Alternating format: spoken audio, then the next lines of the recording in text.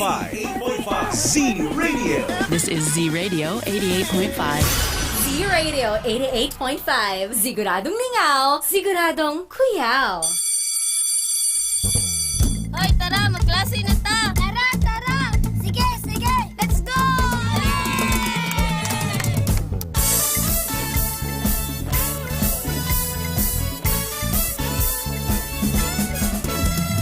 Kunin na ang radyo, hanapin ang Z-Radio. Halika na at makinig, mag-aaral tayo!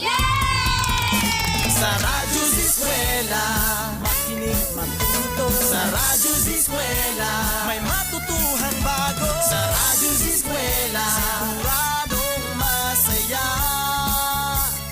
Davao de Oro, Radyo Z-Eskwela.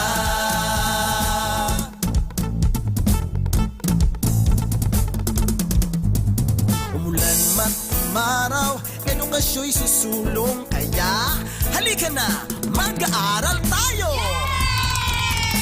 Sa Radyo Z-Eskwela, makinig, matuto. Sa Radyo Z-Eskwela, may matutuhang bago. Sa Radyo Z-Eskwela, siguradong masaya.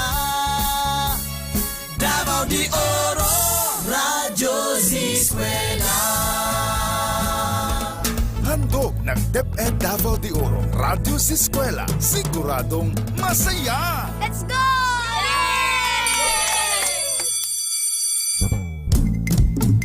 The Radyo Z-Eskwela program of the Division of Davao de Oro is being brought to you by Tingog Party List, Nueda Builders Construction and Supply Incorporated, Maverick Builders Incorporated, Mitch Construction and Supply, Mabanglo Archicons Architectural Construction and Supply, DB Construction and Supply, Kanaway Builders Corporation, Phoenix Corvada Tagum Gasoline Station, Master Construction and Supplies, Mackenzie Builders, GP&H Construction Incorporated, Metro Gear Construction Corporation, NEN Builders and Development Services Corporation, Max Mays Enterprises Incorporated, V-Ing Construction Company, Rangay Construction and Supply, East Sussex Enterprise, WM Construction, Councilor Boogie and Miss Marjorie Bertodazo, Apex Mining Company Incorporated, and Icon Builders and Supply. Radyo Z-Eskwela Executive and Technical Working Committee. The Schools Division Superintendent, Euphemia T. Gamutin Seso 5. Assistant Schools Division Superintendent, Dr. Romel R. Handayan. Curriculum Implementation Division OIC Chief, Dr. Arlene B. Lim. School Governance and Operations Division, Dr. Ruben J. Riponte. Program Director, Dr. Arlene B. Lim. Assistant Program Director, Noemi P. Canales.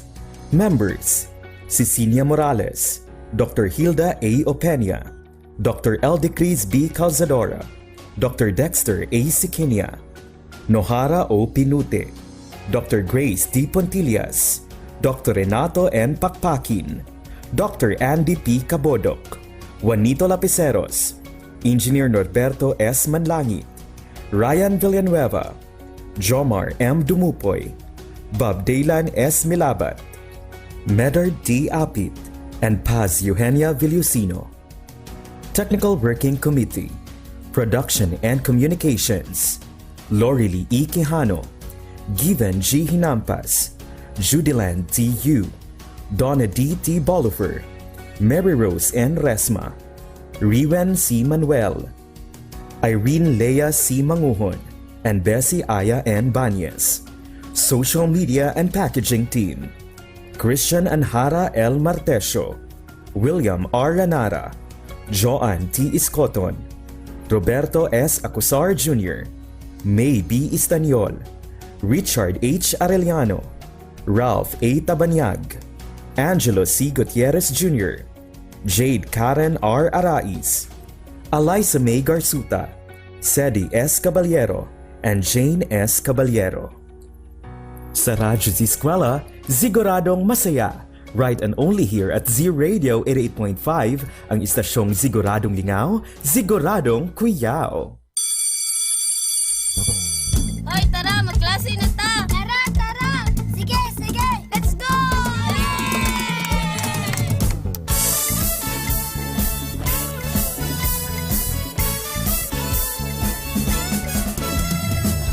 na ang radyo, hanapin ang Z-Radio. Halika na at makinig, mag-aaral tayo! Sa Radyo Z-Eskwela, makinig matuto. Sa Radyo Z-Eskwela, may matutuhan bago. Sa Radyo Z-Eskwela, siguradong masaya. Davao de Oro, Radyo Z-Eskwela.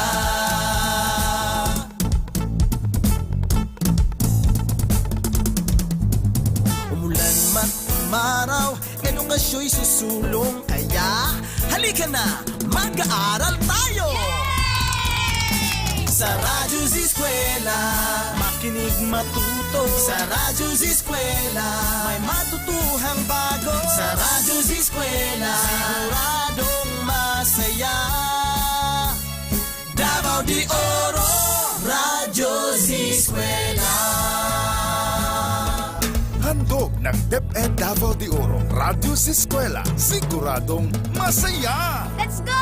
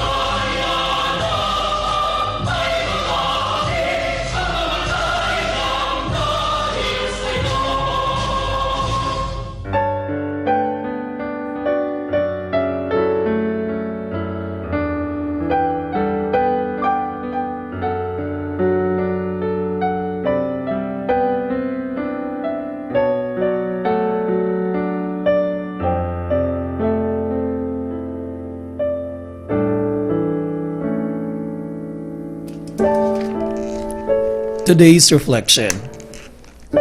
Hebrews chapter 12 verse 2 says, "Looking unto Jesus, the author and finisher of our faith, who for the joy that was set before him endured the cross, despising the shame, and is set down at the right hand of the throne of God."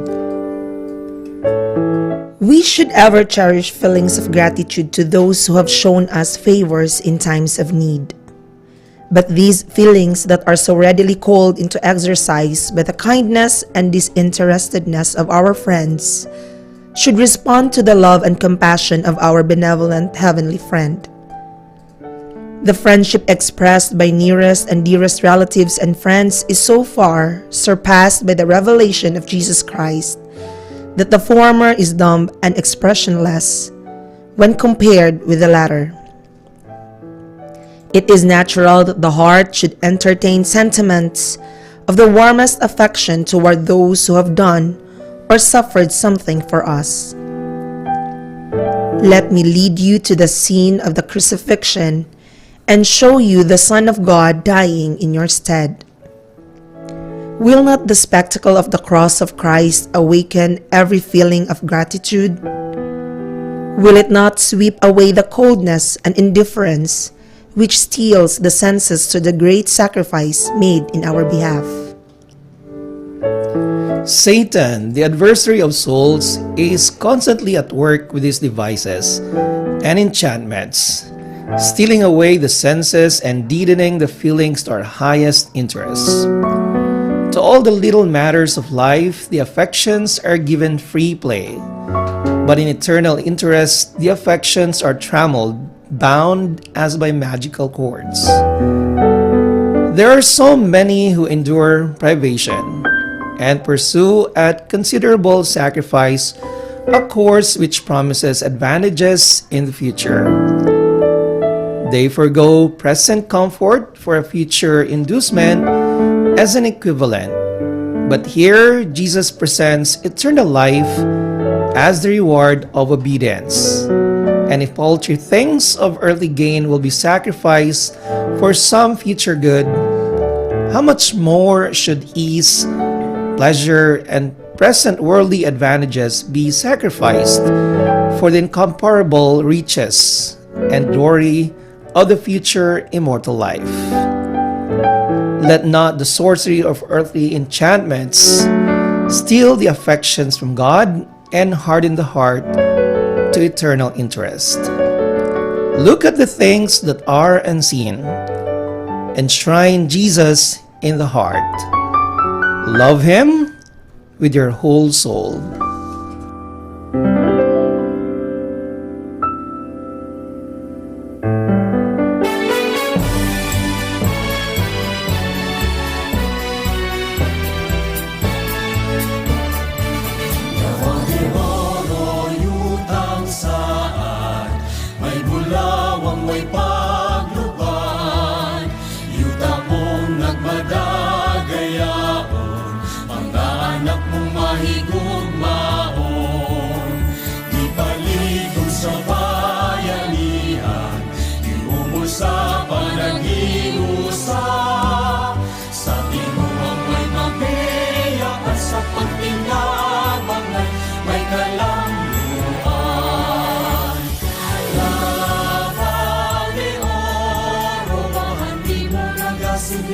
Gikan sa bubuhat, Davao de Oro, tuburan sa paglao. Sa Dabawen yung mauswagon, ang kaanyang mo makabibihan, talag sa undas sa kahitasan, kabukiran sa lumaki alimahan, bunga sa kalagayan.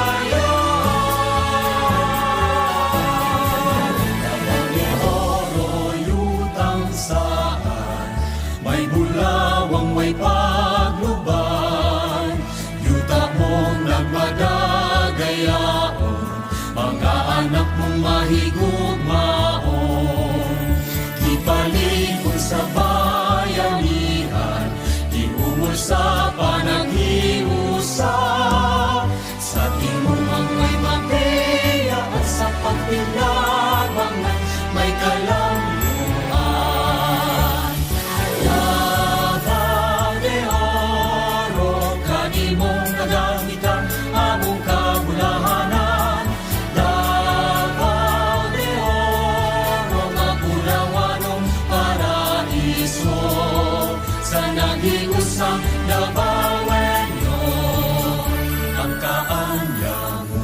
Bibihan, talag sa onggas sa kahitasan, kabukiran sa lumaki alimahan, bunga sa kalagayan.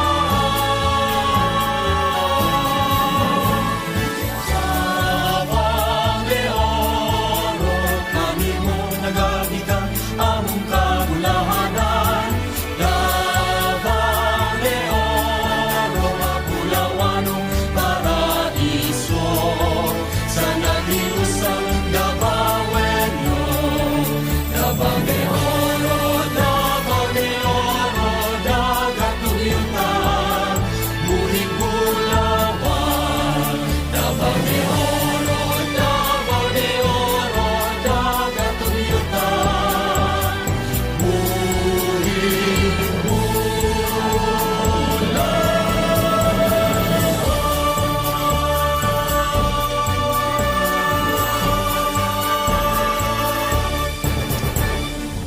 Isa ka malipayang adlaw mga ka-Z-Eskwela. Today is May 12, 2021.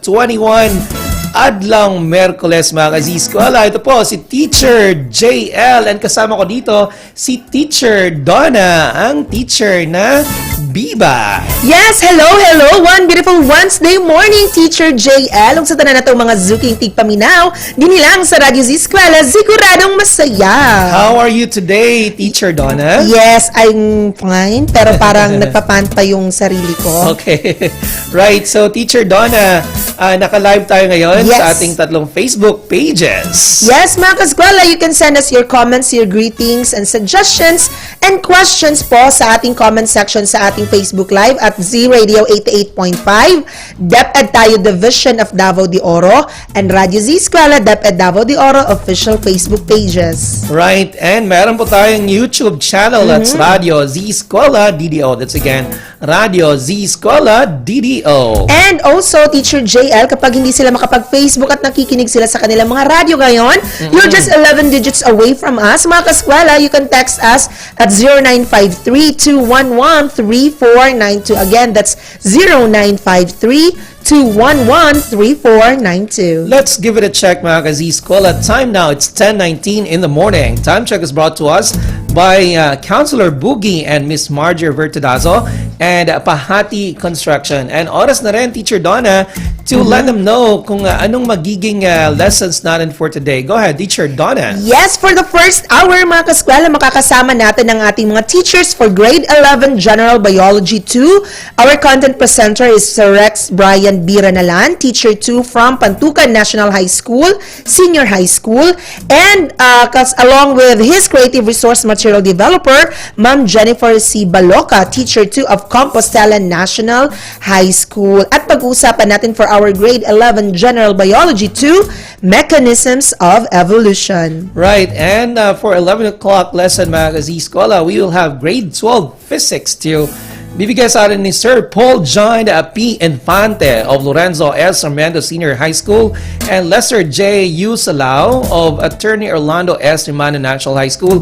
Kasama ang kanilang creative resource material developer si Sir Lester J. U. Salao of Attorney Orlando S. Rimano National High School. That's electric charges. Yes, at sa ating pananghalian, Teacher J. Alan, mga kaskwela, makakasama natin sina Teacher Drew and Teacher Maymay for Grade 9 Filipino naman tayo para sa parabula ng Kanlurang Asya. Ibabahagi sa atin yan ni Teacher Jenny Grace Villaflor, Teacher 1 mula sa Monte Vista National High School, kasama ng kanyang creative resource material developer na si Teacher Evangeline A. Omania, Teacher 1 all the way from Magnagan National High School. And for our final lesson, mga ka-Z-Eskwela, you will still have Sir or Teacher Drew and Teacher Maymay. That's Grade 10 Filipino Metodolohiya mula sa Kenya. Bibigay sa atin ni Sir Arniel G. Castillo, Master Teacher 1 of Attorney Orlando S. Rimano National High School, and Sir Henry Mikituan, Teacher 1 of Pindasan National High School. Yun po ang nakapaloob sa ating mga lessons for today, mga ka-Z-Eskwela. Ito po ang tambalan, Teacher JL. And I am Teacher Donna, ang inyong teacher na Viva. Aba. Yes. Dalawang oras po tayo magsama-sama, Teacher Donna and mga ka-Z-Eskwela. So magsisimula na ang ating unang leksyon para sa araw na ito. Teacher Donna. Kaya, brighten up your day on this exciting Wednesday as you learn the brand new episodes in science together with Teacher Rex and Teacher Jennifer for Grade 11 General Biology 2 Mechanisms of Evolution. Kaya Teacher J. Alan, mga kaskwela, tara na, magklase na ta!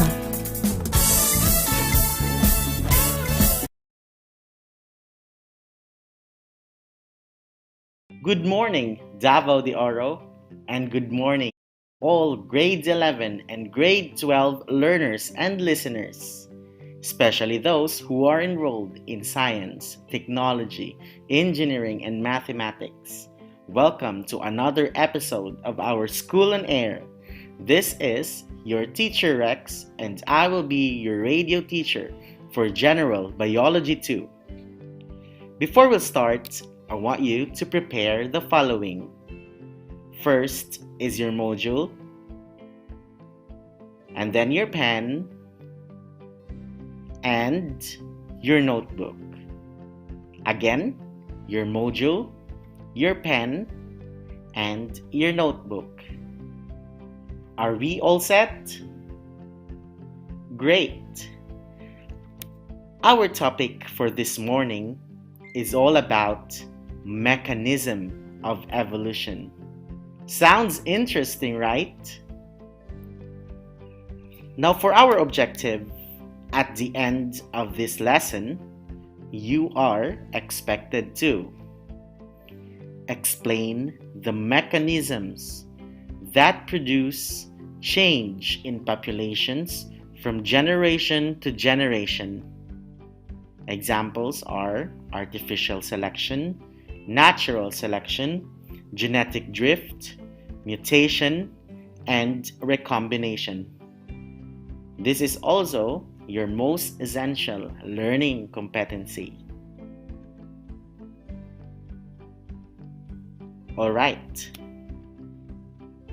You might have heard the word evolution from your previous biology classes, from different multimedia platforms, and even from a normal daily conversation.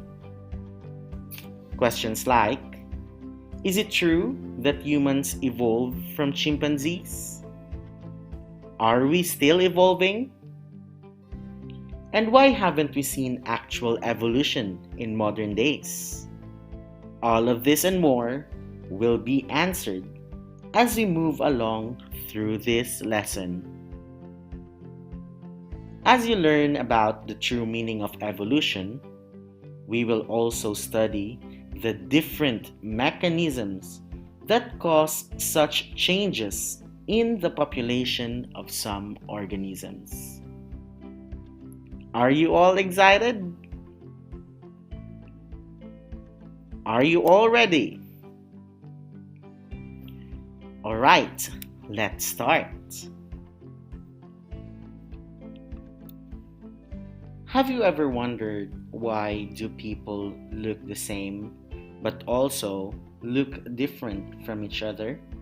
Like how you look like some of your relatives, but still you are unique and recognizable.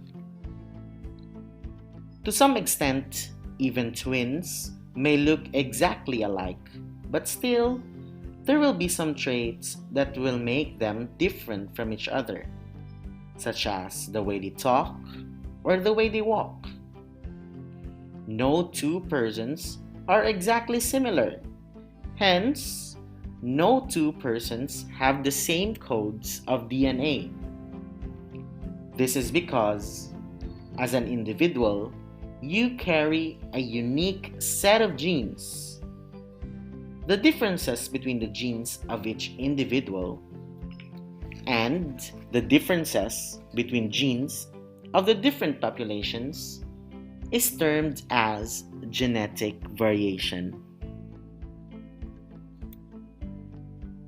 As an individual, you carry a unique gene of traits, so as the other people in the world.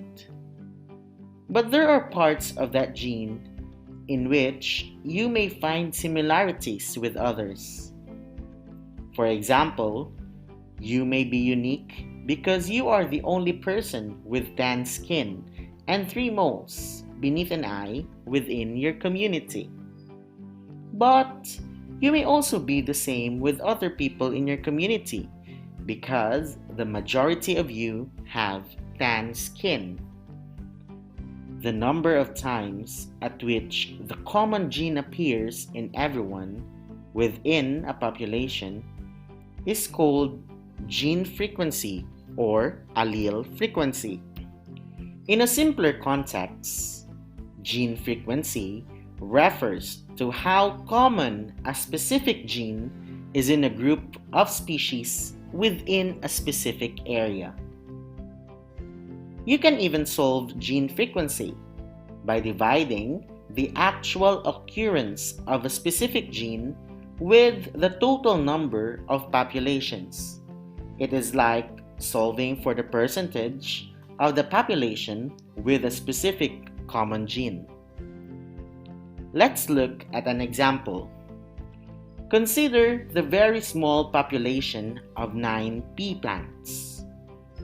Each pea plant has 2 copies of the flower color gene, represented by a capital W and a small w. If we look at the 2 gene copies in each plant and count up how many capital W's are present, we find there are 13. If we count up how many small w copies are present, we find that there are 5. The total number of gene copies in the whole population is 13 plus 5, that is equals to 18.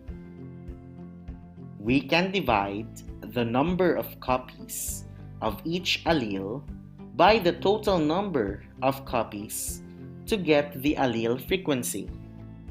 By convention, when there are just 2 alleles for a gene in a population, their frequencies are given the symbols P and Q.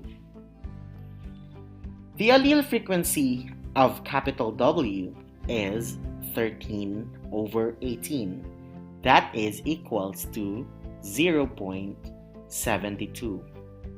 The allele frequency of small w is 5/18. That is equals to 0.28.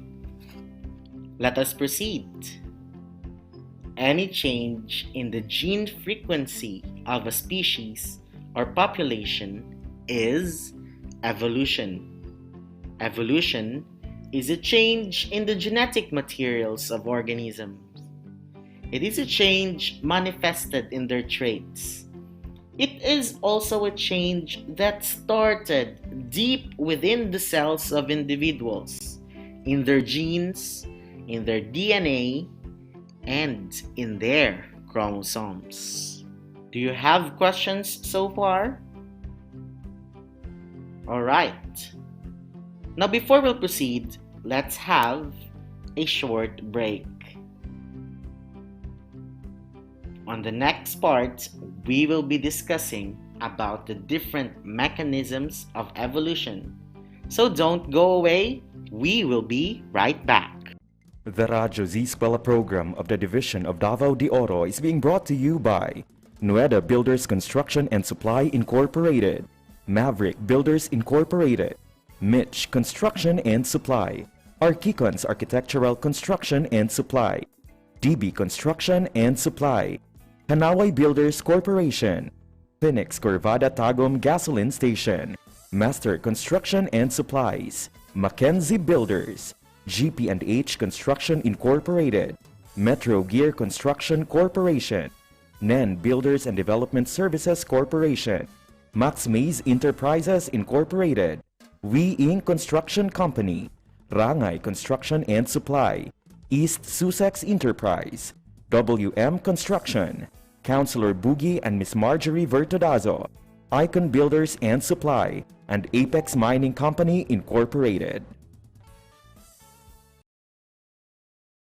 And we are back in our School and Air in General Biology 2.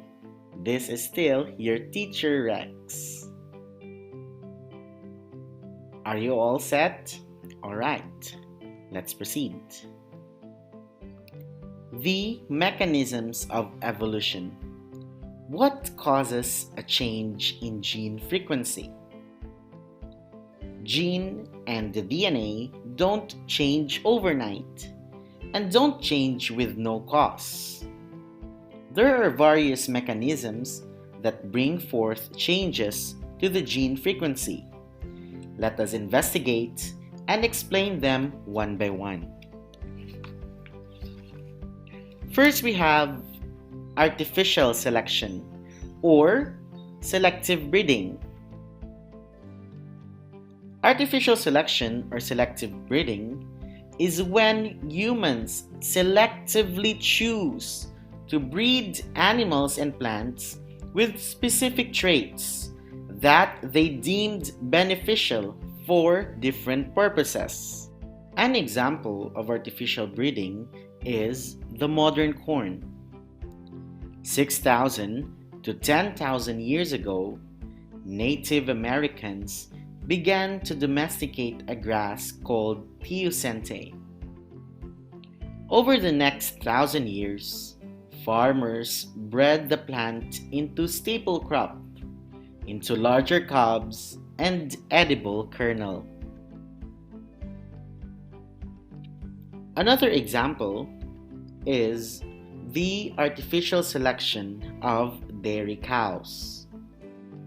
To improve milk yield, farmers choose high milk yield cows to breed with bulls from high yield milk population.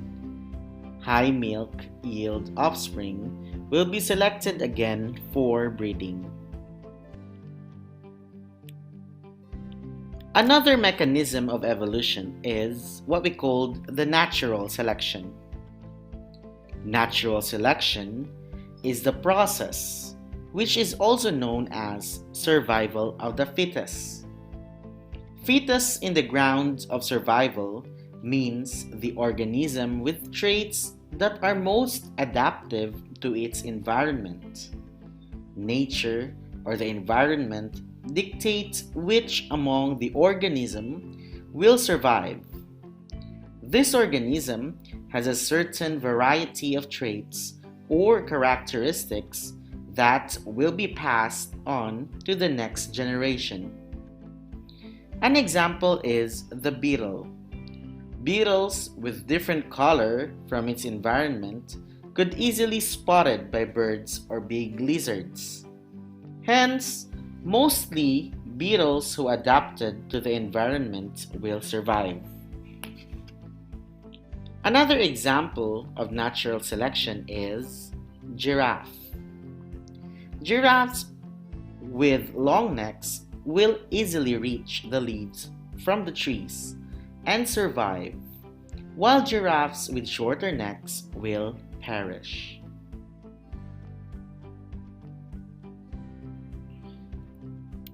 Another mechanism of evolution is what we call the gene flow or migration. Gene flow or migration occurs when a group or individual species migrated from one place to another, affecting the gene pool of the place that they left and the place where they arrived. An example of gene flow is when a brown beetle migrated to the population of green beetle because of certain reasons. When this brown beetle interbreeds with a green beetle, the gene of their offspring will be different from the rest of the original population. As time goes by, continuous interbreeding will result in hybrids offspring and will in turn make the gene frequency of the said population significantly different from before.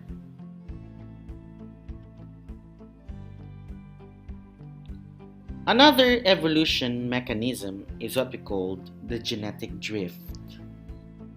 The genetic drift is a mechanism that may bring change to the gene frequency in a population because of chance events. It is a result of an incident or accident which may have brought significant and palpable change to the gene frequency or common traits in a given population. Catastrophic events such as floods, volcanic eruptions, and a pandemic or epidemic may greatly affect the gene pool of a given population, especially if the population is small enough to be impacted by some chance events. An example is the brown beetles and green beetles. Brown beetles got accidentally squashed. Only green beetles survive. Another example of evolution mechanism is what we call the non-random mating. Non-random mating occurs when some species choose a partner with preferred characteristics. Some female species only allow certain male characteristics to be their partner, making the genes of the chosen male species to reproduce in the next generation. Some male species with less preferred traits may not be able to reproduce and pass their genes on the next generation. This event may also happen in male to female circumstances, wherein some male species choose or look for specific traits in a female. Another evolution mechanism is what we called recombination or gene shuffling.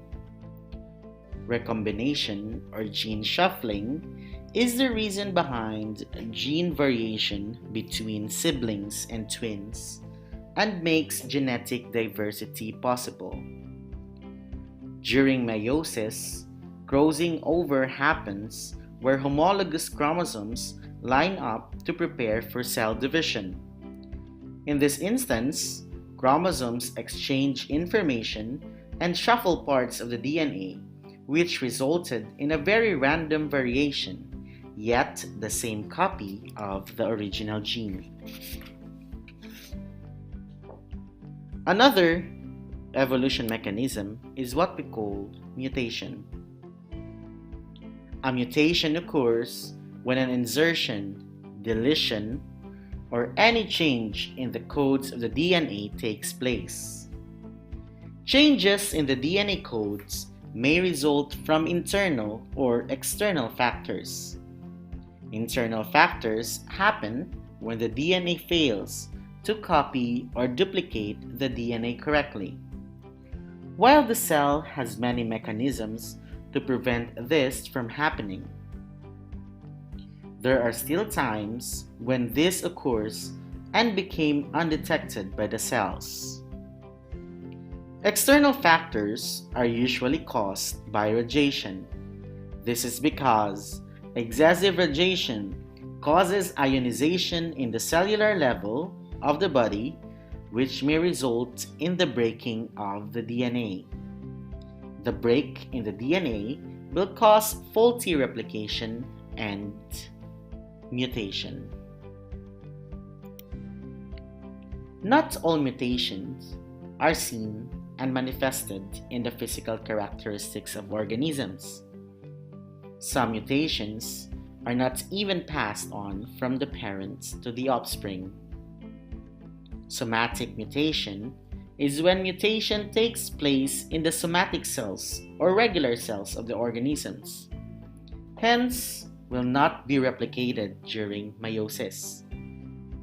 If the mutated DNA is not replicated during meiosis, it will not pass on the next generation. The mutation on the sex cells or gametes is the only type of mutation that may affect the gene frequency of a population in the long run. This is called a germline mutation. Do you have any questions about the mechanisms of evolution? Great! Now before we'll proceed with the activity, let's have a short break. So when we come back, we're going to answer an activity on your module. So don't go away, we will be right back. The Radyo Z-Eskwela program of the Division of Davao de Oro is being brought to you by Nueda Builders Construction and Supply Incorporated, Maverick Builders Incorporated, Mitch Construction and Supply, Archicons Architectural Construction and Supply, DB Construction and Supply, Hanaway Builders Corporation, Phoenix Corvada Tagum Gasoline Station, Master Construction and Supplies, Mackenzie Builders, GP&H Construction Incorporated, Metro Gear Construction Corporation, NEN Builders and Development Services Corporation, Max Mays Enterprises Incorporated, We Inc. Construction Company, Rangay Construction and Supply, East Sussex Enterprise, WM Construction, Councilor Boogie and Miss Marjorie Vertodazo, Icon Builders and Supply, and Apex Mining Company Incorporated. You are still listening on Radio Z-Eskwela with our episode for this morning for General Biology 2 Mechanisms of Evolution. This is still your teacher Rex. And we are back. Alright, so what we're going to do now is we're going to answer an activity on your module. You are going to observe the given images and determine the mechanism of evolution shown. Are you ready? Is your pen and your notebook ready? Great! Let's start with the first picture. On the first picture, you can see that western deer population passed through mountain ranges and mixed with eastern deer population. What could be the possible mechanism of evolution shown? Is it artificial selection, natural selection, gene flow, genetic drift, non-random mating, recombination, or mutation? What is your answer? The correct answer is gene flow. Let's proceed. Here is an image of a cow which is an albino. What could be the possible mechanism of evolution shown? The image shown is a cow with an albino. What could be the mechanism of evolution shown? Is it artificial selection, natural selection, gene flow, genetic drift, non-random mating, recombination, or mutation? What is your answer? The correct answer is it is a mutation. The enzyme produced by the TYR gene called tyrosinase is required for the synthesis of melanin pigment. A mutation in the TYR gene causes the most common form of albinism. Hence, we have here an albino cow. Alright, let's proceed. The picture shows a dog with puppies with different color combination. What could be the possible mechanism of evolution shown? Again, the picture shows a mother dog with puppies that has a different color combination. What could be the mechanism of evolution shown? Is it artificial selection, natural selection, gene flow, genetic drift, non-random mating, recombination, or mutation? What is your answer? The correct answer is recombination. Alright, let's proceed to another picture. This picture shows two kinds of beetle, one that is green and one that is brown. Most brown beetles here are perished by lava flow. The brown beetles were perished by lava flow. What could be the mechanism of evolution shown? Is it artificial selection, natural selection, gene flow, genetic drift, non-random mating, recombination, or mutation? What is your answer? The correct answer is genetic drift. Alright, let's proceed. The next picture shows a wild mustard that was cultivated into numerous popular crops. It is cultivated to become a cauliflower, a broccoli, stem cabbage, kale, cabbage, and Savoy cabbage. These common vegetables were cultivated from forms of wild mustard. What could be the mechanism of evolution shown? Is it artificial selection, natural selection, gene flow, genetic drift, a non-random mating, recombination, or mutation? What could be the correct answer? The correct answer is artificial selection. Another picture. What mechanism of evolution is shown when you can see that the female bird chooses the best mate? What mechanism of evolution is shown when you can see that the female bird chooses the best mate? Is it artificial selection, natural selection, gene flow, genetic drift, non-random mating, recombination, or mutation? The correct answer is non-random mating. Now let's proceed to the last but not the least picture. The picture shows a well-adapted moth to its environment. A well-adapted moth to its environment. What could be the mechanism of evolution shown?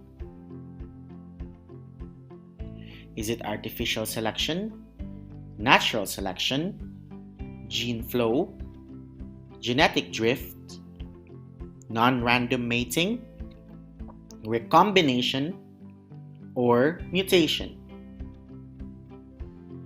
The correct answer is natural selection. Moth which adapted to the environment will likely survive. Were you able to get a perfect score? Very good. Now what you're going to do next is answer the assessment in your module. That is found on page 19. What you're going to do is simple.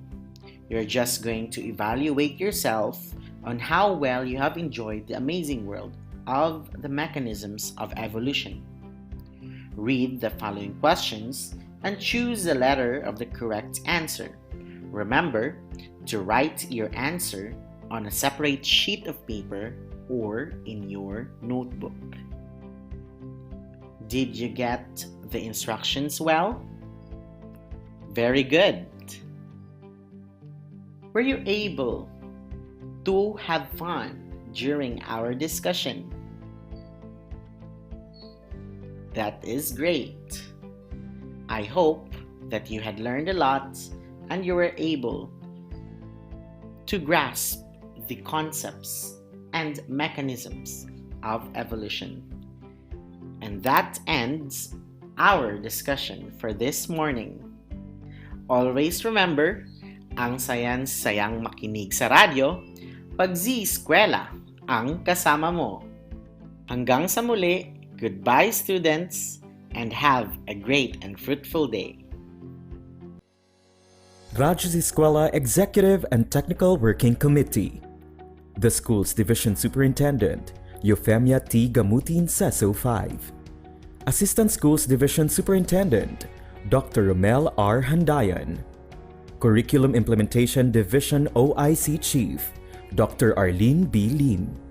School Governance and Operations Division, Dr. Ruben J. Riponte. Program Director, Dr. Arlene B. Lim. Assistant Program Director, Noemi P. Canales. Members, Cecilia Morales, Dr. Hilda A. Opeña, Dr. Eldecris B. Calzadora, Dr. Dexter A. Siquinia, Nohara O. Pinute, Dr. Grace D. Pontillas, Dr. Renato N. Pakpakin, Dr. Andy P. Cabodok, Juanito Lapiceros, Engineer Norberto S. Manlangit, Ryan Villanueva, Jomar M. Dumupoy, Bob Daylan S. Milabat, Medard D. Apit, and Paz Eugenia Villusino. Technical Working Committee, Production and Communications, Lorily E. Quijano, Given G. Hinampas, Judiland T. Yu, Donna D. T. Bolifer, Mary Rose N. Resma, Riwen C. Manuel, Irene Lea C. Manguhon, Bessie Aya N. Banyes. Social Media and Packaging Team, Christian Anhara L. Martesio, William R. Ranara, Joan T. Iscoton, Roberto S. Acusar Jr., May B. Istaniol, Richard H. Arellano, Ralph A. Tabanyag, Angelo C. Gutierrez Jr., Jade Karen R. Arais, Eliza May Garsuta, Sedi S. Caballero, and Jane S. Caballero. Sa Radyo Z-Eskwela, siguradong masaya. Right and only here at Z Radio 88.5, ang istasyong siguradong lingaw, siguradong kuyaw.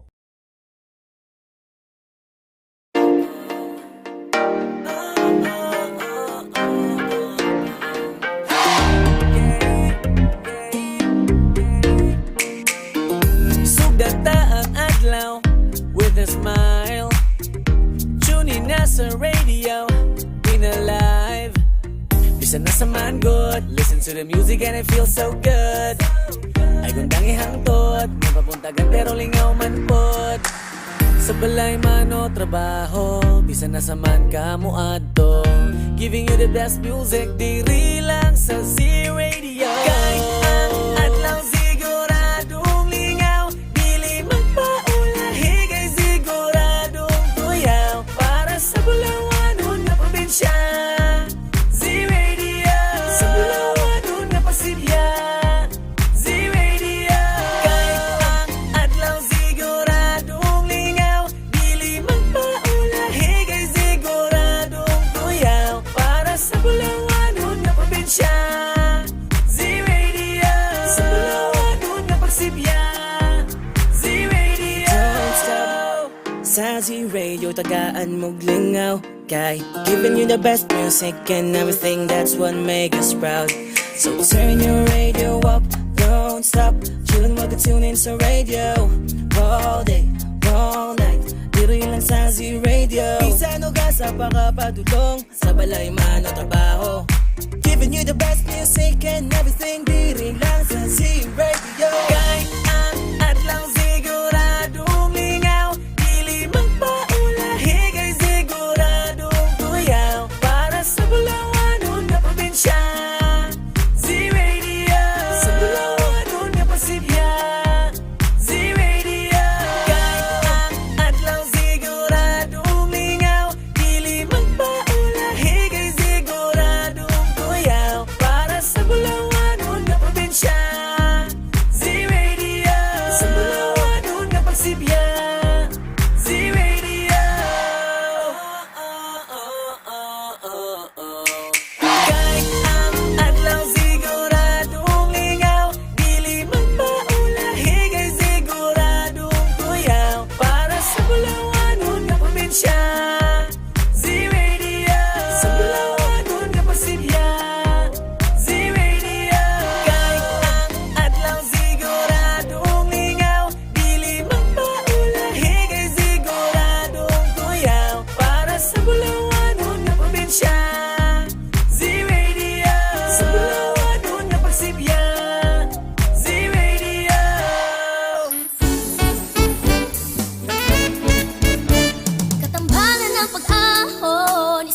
Isang puso ay pinag-iisa. Nang dikiing, lahat tayo'y uunlad at aangat. Ganyan tayo, kabrigada. Diwa ng bayanihan, atin ang hanggang simula. Man ang mararating, mananatiling tayo ay magkasangga. Dahil sa tuwing kasama ka, kabayan at kabrigada, lahat ang ika'y gawin, bigat ay kayang buhatin. Ito ang pusong brigada, paalala ay pinapaganda. Pusong brigada eskwela, walang iwanan tayo.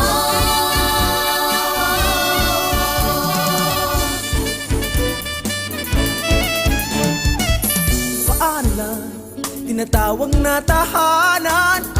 Aalagaan, patuloy pagyamanin, kulay at hindi panatilihin natin. Ito lang, Kapit lang, sama-sama, walang iwanan. mananatiling magkasangga. Langit ay kakampiling natin. Ano man ang mararating, mananatiling tayo ay magkasangga. Dahil sa tuwing kasama ka, kabayan at kabrigada, lahat ay kayang gawin, bigat ay kayang buhatin. Pusong brigada eskwela, walang iwanan tayo. Walang iwanan tayo.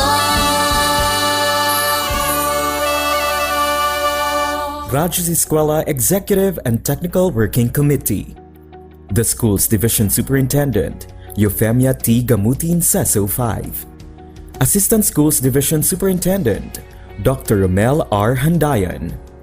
Curriculum Implementation Division OIC Chief, Dr. Arlene B. Lim. School Governance and Operations Division, Dr. Ruben J. Riponte. Program Director, Dr. Arlene B. Lim. Assistant Program Director, Noemi P. Canales. Members, Cecilia Morales, Dr. Hilda A. Openia, Dr. Eldecris B. Calzadora, Dr. Dexter A. Sikinia, Nohara O. Pinute, Dr. Grace D. Pontillas, Dr. Renato N. Pakpakin, Dr. Andy P. Cabodok, Juanito Lapiceros, Engineer Norberto S. Manlangit, Ryan Villanueva, Jomar M. Dumupoy, Bob Daylan S. Milabat, Medard D. Apit, and Paz Eugenia Villusino. Technical Working Committee, Production and Communications, Lorely E. Quijano, Given G. Hinampas, Judiland T. Yu, Donna D. T. Bolifer, Mary Rose N. Resma, Riwen C. Manuel, Irene Lea C. Manguhon, and Bessie Aya N. Banyes.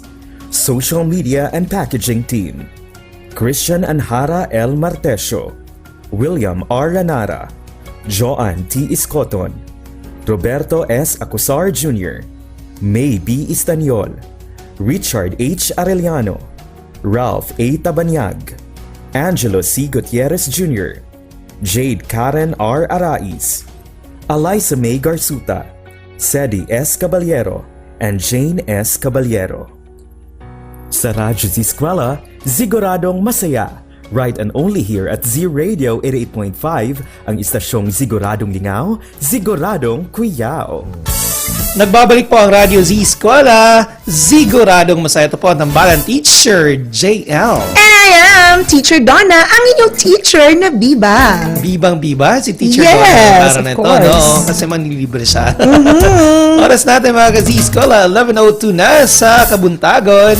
Oras sa ato ng Mackenzie Builders and GP&H Construction Incorporated. Yes. Teacher Donna, we are finished with our first lesson for today. That's grade 11, General Biology 2. That's Mechanisms of Evolution, given to us by Sir Rex Bryan and Ma'am Jennifer.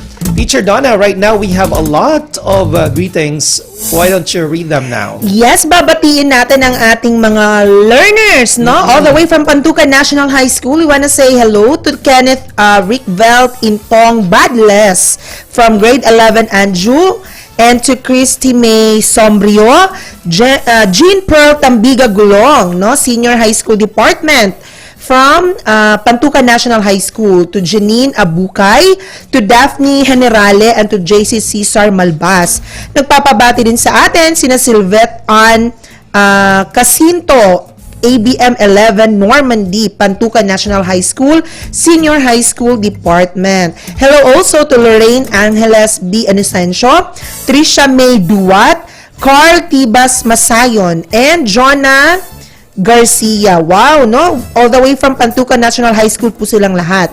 We wanna say hello also to Cecilia Abukay, Rachel Mananon, and to Alexa Kendra Baranda. Hello also to Sheena V. Leonardo, grade 12 Campilan from Pantukan National High School, Christian Steven Morillo, Rosalie Arias, and to Cherry Montejo.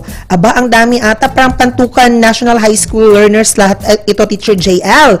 Hello also to Maria Cristina Caballero, Mary Queen Olores, Christy May Sombrio, Dana Victoria Bailon, Jean Desiree Ompoy, Daphne Generale, and to Rhea Ningwa. Hello also to Luis De La Gente, Kai Vladero, and Jean Desiree Ompoy. Also to Wilvern Ardemer. Ang ganda ng pangalan ni Wilvern. And to Josel D. Asido, ABM 11 House of Normandy, Pantukan National High School, Senior High School Department. Right, dagan salamat sa inyong mga suking tigpaminaw nato diya sa Pantukan. And we're saying hello also to Mary G. Remulta and Lealina Alaba. Dagan salamat sa papaminaw. So, Teacher Donna, we are now going to have our second lesson for today. Yes, grade 12 physics 2 na naman tayo mga kaskwela. Ibabahagi sa atin yan ng ating content presenter na sina Sir Paul John P. Infante, Teacher 1 from Lorenzo S. Sarmiento Senior High School, kasama ni Sir Lester J. U. Salao, Teacher 2, Attorney Orlando S. Remando National High School.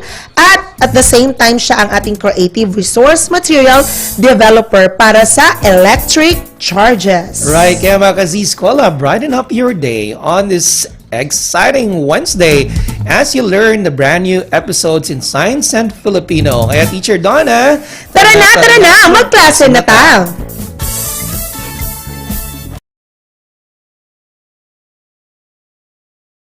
Good morning, active listeners of Radyo Z-Eskwela and grade 12 students of Davao de Oro. This is Teacher J, your presenter for today. You are listening to Z Radio 88.5, Radyo Z-Eskwela. Siguradong lingaw, siguradong kuyaw.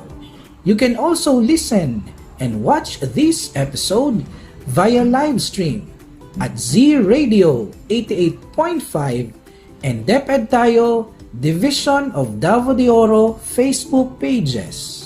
Today, we are going to discover another exciting topic in the field of Earth and Life Science.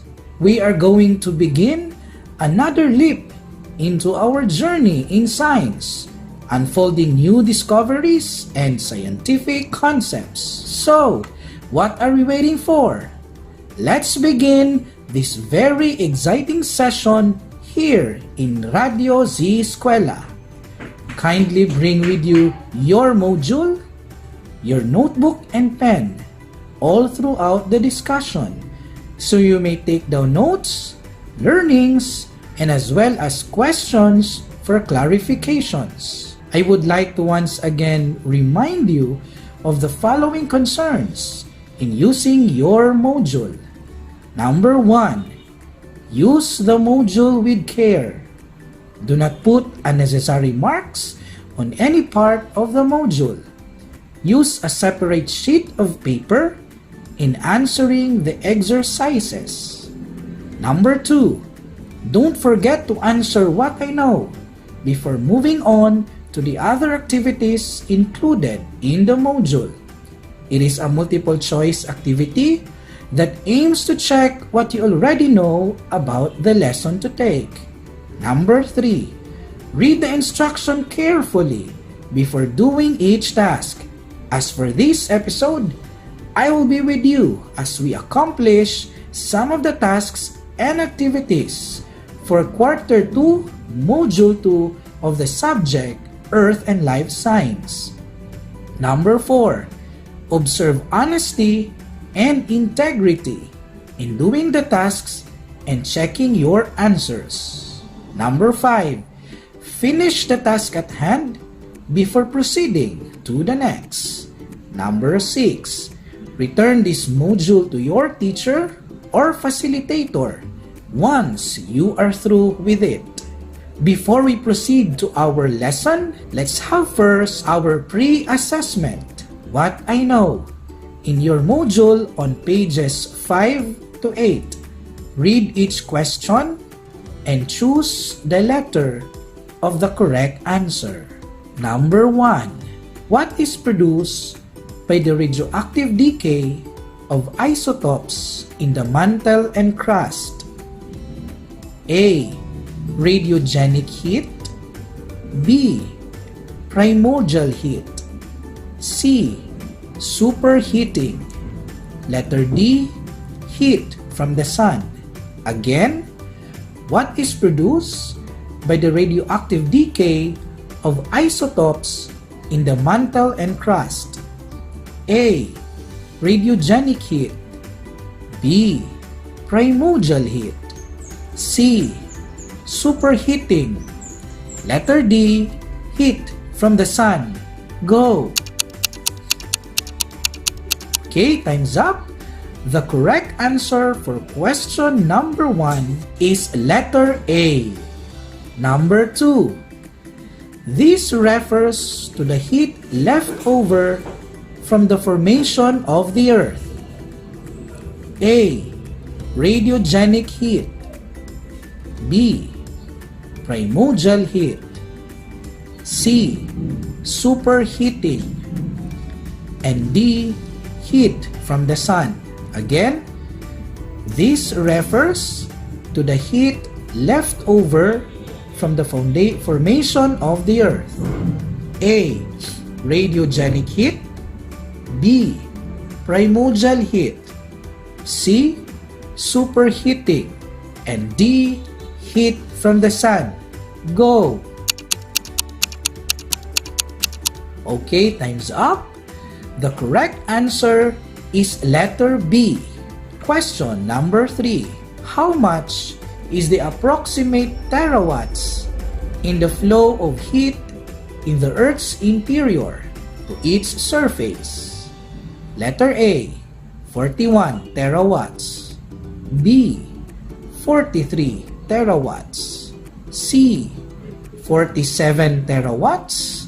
And letter D, 49 terawatts. Again, how much is the approximate terawatts in the flow of heat in Earth's interior to its surface? A. 41 terawatts. B. 43 terawatts. Letter C. 47 terawatts. And letter D.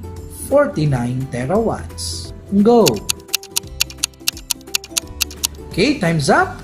The correct answer for question number 3 is letter C, 47 terawatts. Question number 4. Which of the following is the outermost layer of the Earth? A. Crust. B. Core. C. Discontinuity. And letter D. Mantle. Again, which of the following is the outermost layer of the Earth? A. Crust. B. Core. C. Discontinuity. And letter D. Mantle.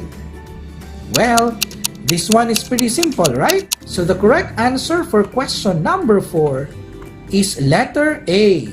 Crust. Question number 5. Which of the following stores magma and located in a region just beneath the crust all the way to the core? A. Crust. B. Outer core. C. Inner core. And D. Mantle.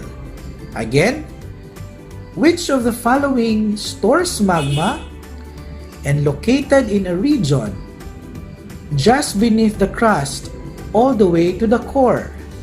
Letter A, crust. B, outer core. C, inner core. And letter D, mantle. The correct answer for question number 5 is letter D, mantle. Congratulations to those who got perfect scores. And for those who did not, keep striving and don't give up. Remember, behind the clouds, the sun is still shining. And now, we are going to meet of our discussion. But before that, I am asking you to listen to a very short audio clip that is related to our topic. This will give you a bird's eye view of what we will tackle today. Okay, learners? The flow of heat from Earth's interior to the surface is estimated at 47 terawatts and comes from two main sources, in roughly equal amounts: the radiogenic heat produced by the radioactive decay of isotopes in the mantle and crust, and the primordial heat left over from the formation of the Earth. Earth's internal heat powers most geological processes and drives plate tectonics. Despite its geological significance, this heat energy coming from Earth's interior is actually only 3% of 1% of Earth's total energy budget at the surface, which is dominated by 173,000 TW of incoming solar radiation. Based on calculations of Earth's cooling rate, which assume constant conductivity in the Earth's interior, in 1862 Lord Kelvin estimated the age of the Earth at 98 million years, in contrast to the age of 4.5 billion years obtained by radiometric dating. As pointed out by John Perry, in 1895 a variable conductivity in the Earth's interior would expand the computed age of the Earth to billions of years, as later confirmed by radiometric dating. Contrary to the usual representation of Kelvin's argument, the observed thermal gradient of the Earth's crust would not be explained by the addition of radioactivity as a heat source, only a change in the conductivity of rock, as observed by modern geophysical studies. Estimates of the total heat flow from Earth's interior to surface span a range of 43 to 49 terawatt, Oregon 1012 watt. The closest estimate is 47 TW, an average crust heat flow of 91.6 MW/M2, and is based on more than 38,000 measurements. The respective mean heat flows of continental and oceanic crust are 70.9 and 105.4 MW/M2. Alright, students, did you enjoy listening to the short audio clip? I guess so. Now, may I ask you, what do you think is our main topic for today? Very good! You are right. Our topic today is about the Earth's internal heat. But before we proceed, let's have a break. We will be right back after a few reminders, so please don't change frequencies. The Radyo Z-Eskwela program of the Division of Davao de Oro is being brought to you by Nueda Builders Construction and Supply Incorporated, Maverick Builders Incorporated, Mitch Construction and Supply, Archicons Architectural Construction and Supply, DB Construction and Supply, Hanaway Builders Corporation, Phoenix Corvada Tagum Gasoline Station, Master Construction and Supplies, Mackenzie Builders, GP&H Construction Incorporated, Metro Gear Construction Corporation, NEN Builders and Development Services Corporation, Max Mays Enterprises Incorporated, We Inc. Construction Company, Rangay Construction and Supply, East Sussex Enterprise, WM Construction, Councilor Boogie and Miss Marjorie Vertodazo, Icon Builders and Supply, and Apex Mining Company Incorporated. And we are back. Once again, this is 88.5 Z Radio, Radyo Z-Eskwela. Siguradong lingaw, siguradong kuyaw. To continue our discussion, I am going to present the objectives of this lesson. After going through this module, you are expected to: number 1, describe where the Earth's internal heat comes from. Number 2, identify the sources of Earth's internal heat, namely radiogenic heat and primordial heat. Number 3. Describe the parts and function of Earth's interior. And number 4. Describe the processes of heat transfer in Earth's mantle. I believe that all of you are very much ready and prepared to listen. So open your modules on page 8 and focus your ears to listen, and do not change stations, because after this, we will ask corresponding questions based on the discussions given. Have you ever wondered where the Earth's internal heat come from? If so, let me give you the details about it. So, listen very carefully. Heat energy plays a vital role in our planet. It is one of the extreme factors in what makes the world livable.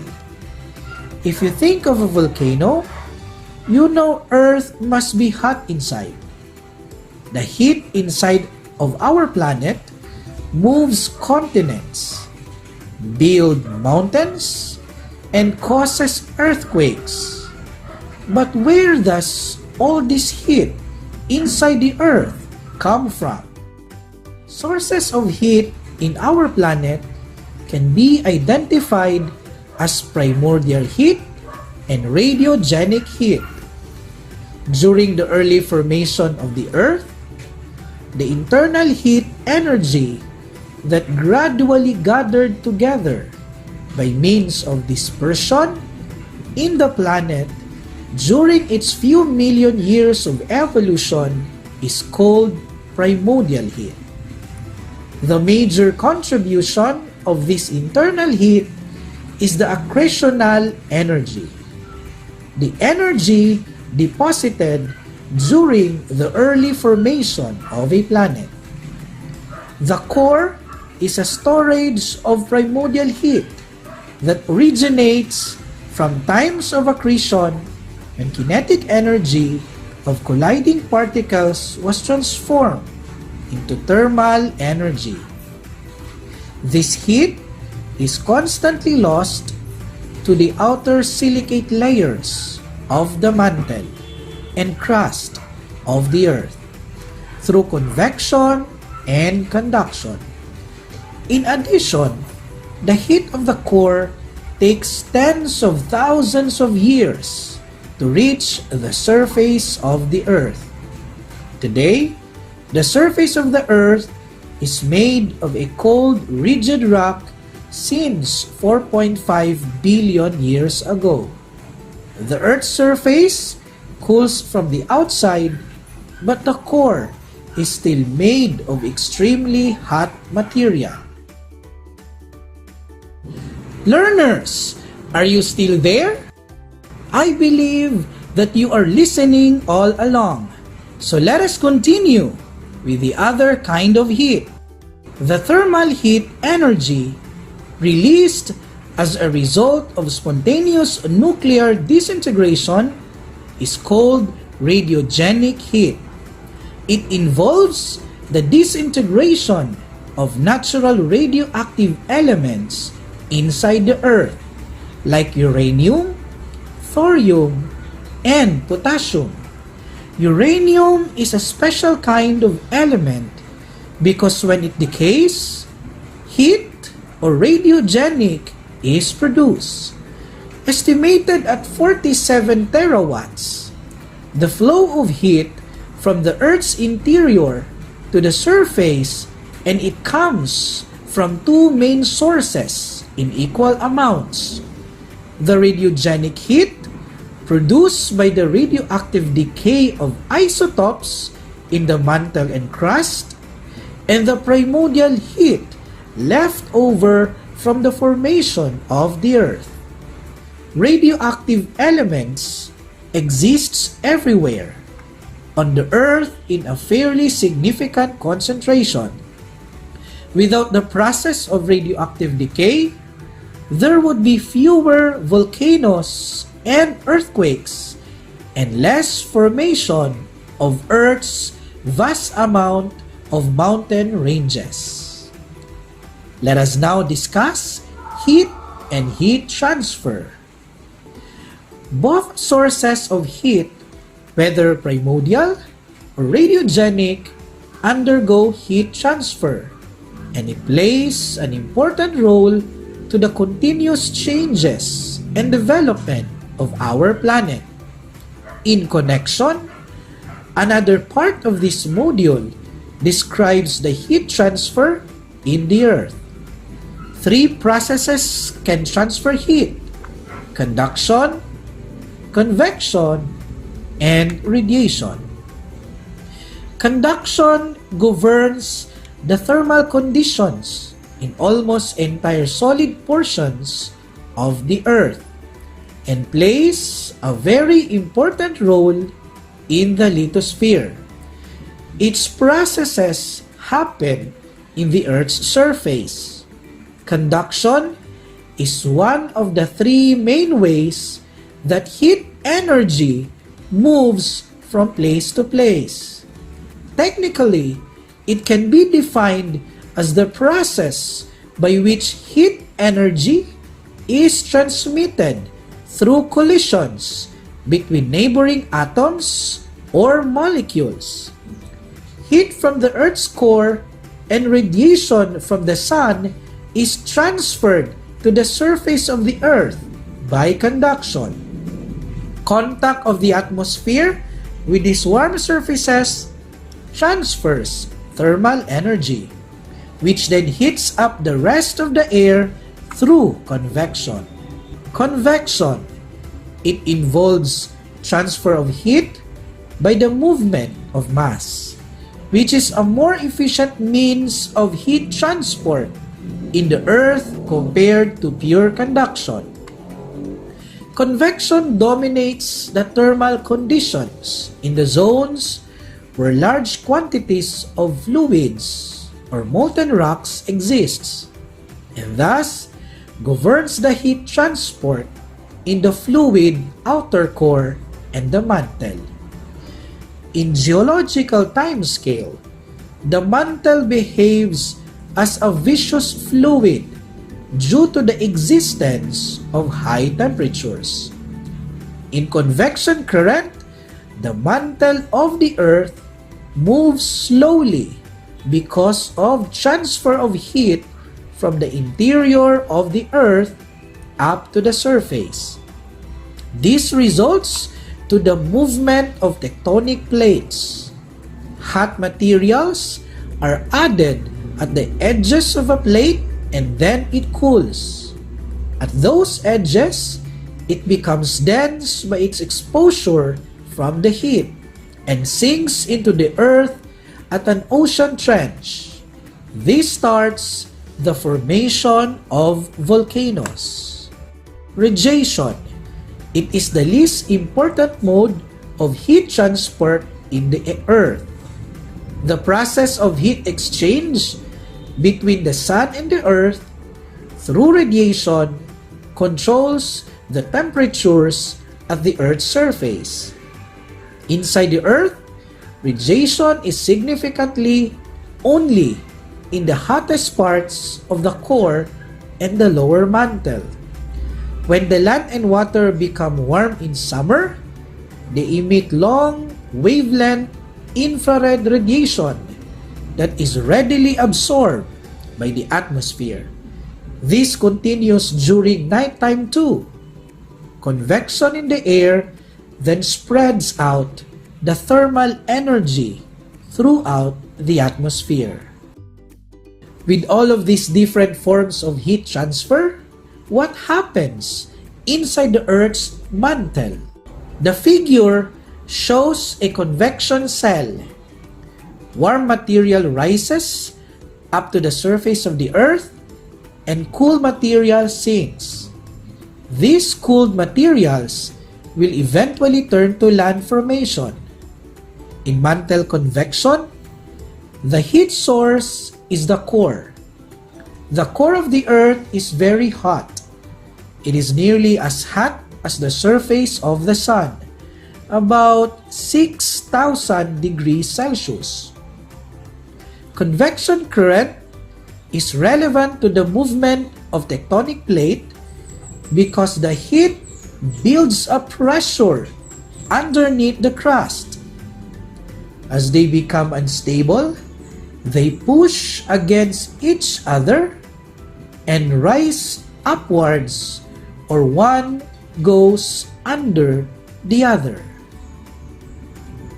The second figure shows the process of conduction on how air molecules come in contact with the warmer surface of the land or ocean, resulting to the increase of its thermal energy through conduction. The thermal energy of the core is transferred to the surface of the earth and the lower levels of ocean by conduction. And we will be back. Don't change any frequencies because we will be back after this short break.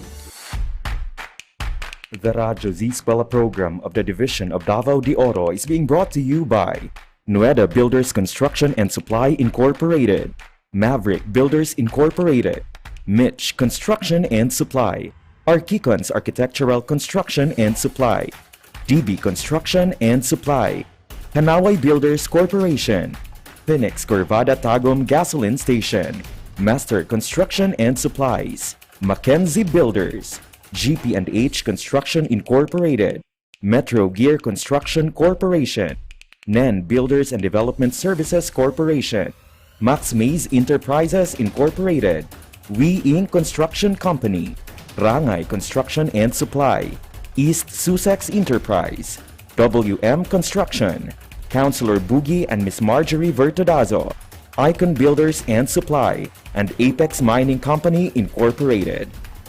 And we are back. What a very fruitful day we have listening and learning scientific concepts. Since we had lots of learnings about the Earth's internal heat, it is now right time to apply the learnings we have gained based on the discussion. It's assessment time. We are going to do some assessment to test if you really listen all along. But before doing so, get your notebooks and your ball pens ready and answer the questions that I will be giving to you. I think our notebook and ball pen is ready. So, we are going to start the assessment. Open your module in pages 19 up to 20. You are going to choose the letter of the best answer as I am going to dictate it. Please listen properly, grade 12 students, so that you can catch up and give the right answer on the given questions. So are you now ready? I think everybody is now ready. Let us start. Question number 1. What process by which heat is directly transmitted through a substance when there is a difference of temperature or between adjoining regions without movement of the material? Letter A, conduction. Letter B, convection.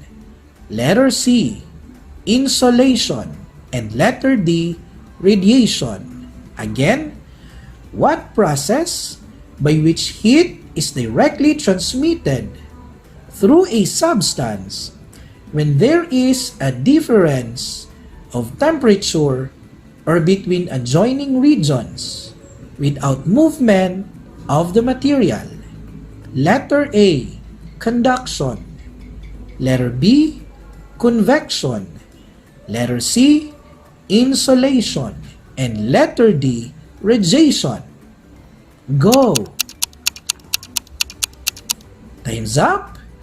The correct answer is letter D, radiation. Question number 2. Why do radioactive decay plays a significant role in Earth's internal heat? Letter A. Radioactive element can be found anywhere in the planet. Letter B. When radioactive element decays, it produces heat. Letter C. Spontaneous nuclear disintegration of radioactive elements produce thermal energy. And letter D. All of the above. Again, why do radioactive decay plays a significant role in Earth's internal heat? A. Radioactive element can be found anywhere in the planet. Letter B. When radioactive element decays, it produces heat. Letter C. Spontaneous nuclear disintegration of radioactive elements produce thermal energy. And letter D. All of the above. Go! Okay, time's up. The correct answer for question number 2 is letter D. All of the above. Number 3. Which of the following is described as the process of heat exchange between the sun and the earth that controls the temperatures of the latter? Letter A. Conduction. B. Convection. C. Insolation. And letter D. Radiation. Which of the following is described as the process of heat exchange between the sun and the earth that controls the temperatures of the latter? A. Conduction. B. Convection. C. Insolation. And letter D. Radiation. Go! Okay, time's up. The correct answer is letter D. Radiation. Question number 4. What is produced by the radioactive decay of isotopes in the mantle and crust? A. Radiogenic heat. B. Primordial heat. C. Superheating. And letter D. Heat from the sun. Again, what is produced by the radioactive decay of isotopes in the mantle and crust? A. Radiogenic heat. B. Primordial heat. C. Superheating. And letter D. Heat from the sun. Go! Okay, time's up. The correct answer for question number 4 is letter A. Radiogenic heat. Question number 5. What kind of process by which heat energy is transmitted through collisions between neighboring atoms or molecules? A. Conduction. B. Convection. C. Insolation. And letter D. Radiation. Again, what kind of process by which heat energy is transmitted through collisions between neighboring atoms or molecules? Letter A. Conduction. Letter B. Convection. Letter C. Insolation. And letter D. Radiation. Go! Time's up. The right answer for question number 5 is letter A. Conduction. Congratulations, everyone! You did a great job by not just listening but interacting as well in the comfort of your home. So grade 12 student listeners, did you enjoy our topic on the Earth's internal heat?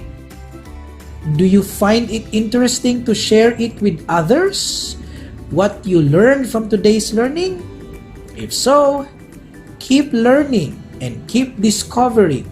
Until next time, once again, this is Teacher J saying, with great power comes great responsibility.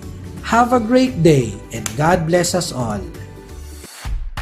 Radyo Z-Eskwela Executive Committee, the Schools Division Superintendent, Eufemia T. Gamutin Seso 5, Assistant Schools Division Superintendent, Dr. Romel R. Handayan, OIC Curriculum Implementation Division Chief, Karina S. Frasco, School Governance and Operations Division Chief, Dr. Ruben J. Riponte. Members: Cecilia Morales, Dr. Hilda A. Opeña, Dr. Arlene B. Lim, Dr. Eldecris B. Calzadora, Dr. Dexter A. Sikinia, Nohara O. Pinute, Noemi P. Canales, Dr. Grace D. Pontillas, Virgilito C. Pabrices, Juanito Lapiceros, Engineer Norberto S. Manlangi, Jomar M. Dumupoy, Bob Dalan S. Milabat, Medard T. Ampit, and Paz Eugenia Villusino. Technical Working Committee, Productions and Communications, Lorely E. Quijano, Given G. Hinampas, Judyland D. U, Donna D. T. Bolifer, Mary Rose N. Resma, Riven Manuel, Irene Lea C. Manguhon, and Bessie Aya N. Banias. Social Media and Packaging Team, Christian Anhara L. Martesio, William R. Ranara, Joan T. Iscoton, Roberto S. Acusar Jr., May B. Istaniol, Richard H. Arellano, Lee L. S. Blanco, Ralph A. Tabanyag, Angelo Gutierrez Jr., and Jade Karen Araiz.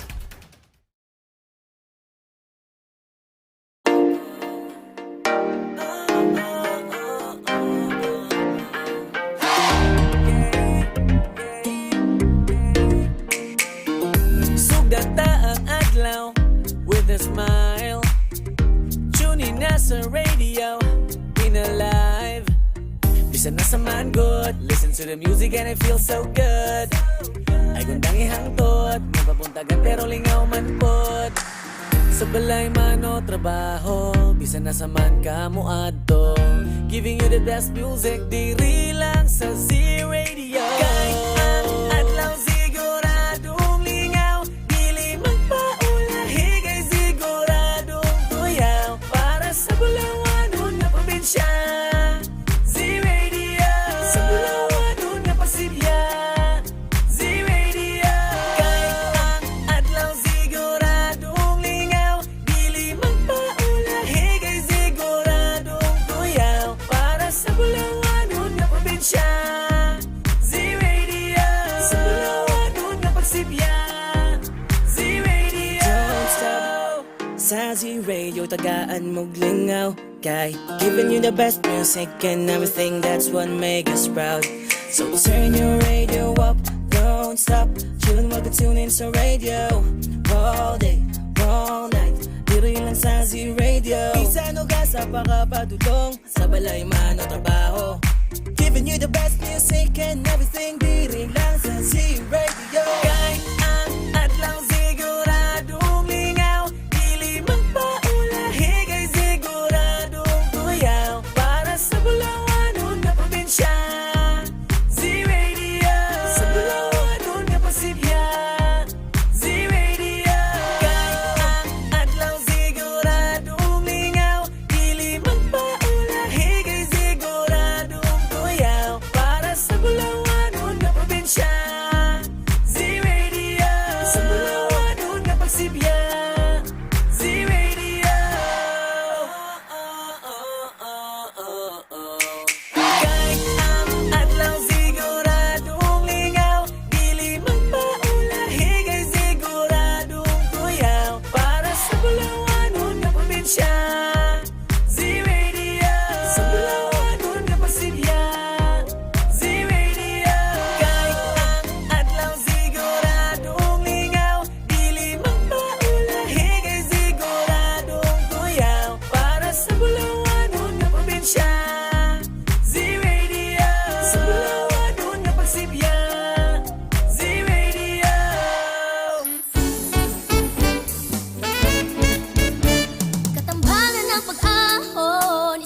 isang puso ay pinag-iisa.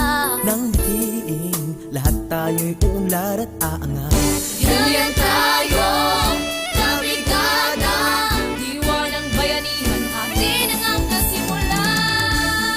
Man ang mararating, mananatiling tayo ay magkasangga. Dahil sa tuwing kasama ka, kabayan at kabrigada, lahat ang ika'y gawin, bigat ay kayang buhatin. Ito ang pusong brigada, paalala ay pinapaganda. Pusong brigada eskwela, walang iwanan tayo.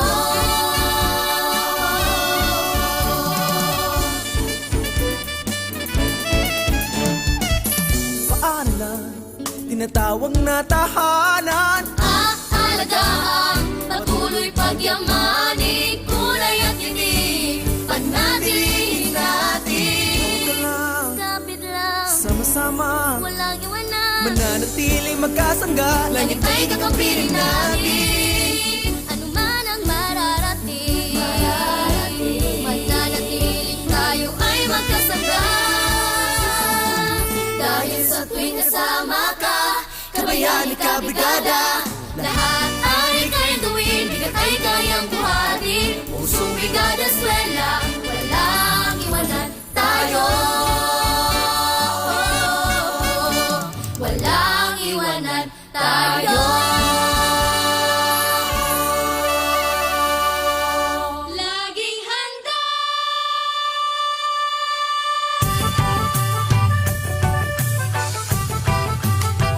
Laging handa.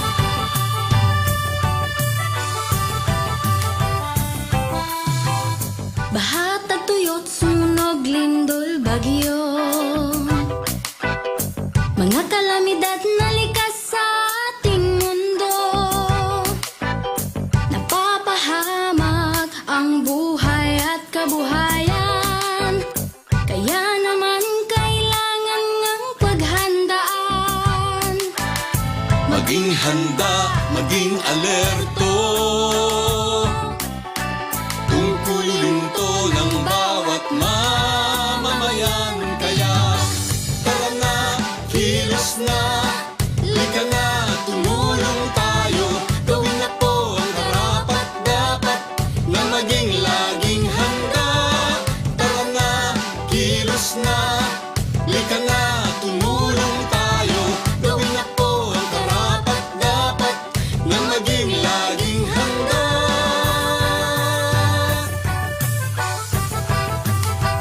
Laging handa.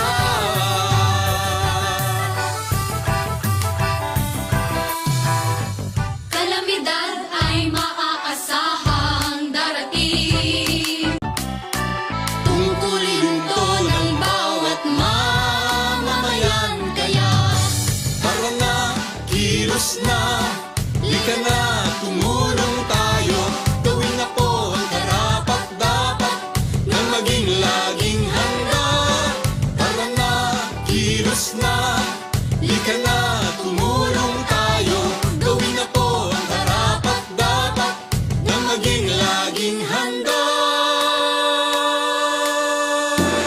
Suriin mo mabuti ang iyong kapaligiran. Saan ka ba nakatira? Diyan ba ay bumabaha? Tuwing gamot, pagkain, kumot, pang sindi, first aid kit, mga gamit panligtas ng buhay dapat mabitbit. At sakaling lumindol o sumabog ang duga, meron bang matagdaanan palayo sa kasawian? Panahon na ay malupit at ang hangin hagupit.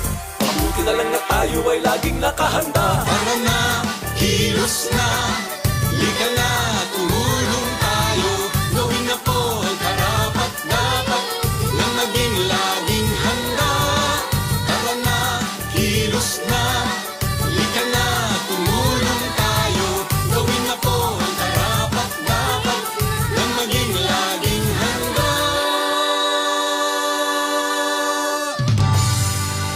This message was brought to you by the Department of Education with the support of World Vision Development Foundation.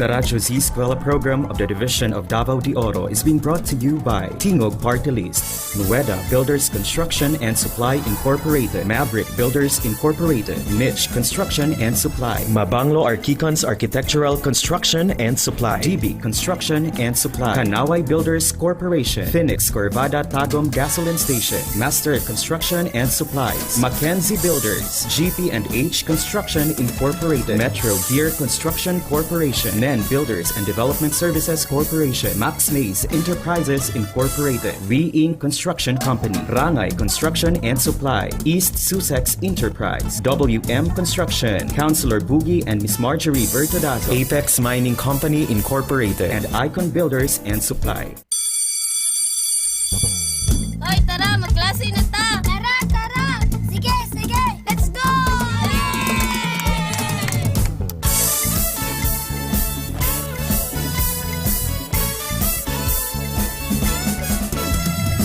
Kunin na ang radyo, hanapin ang Z-Radio. Halika na at makinig, mag-aaral tayo!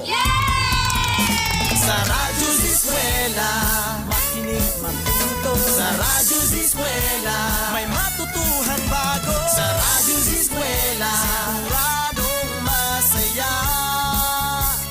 Davao de Oro, Radyo Z-Eskwela.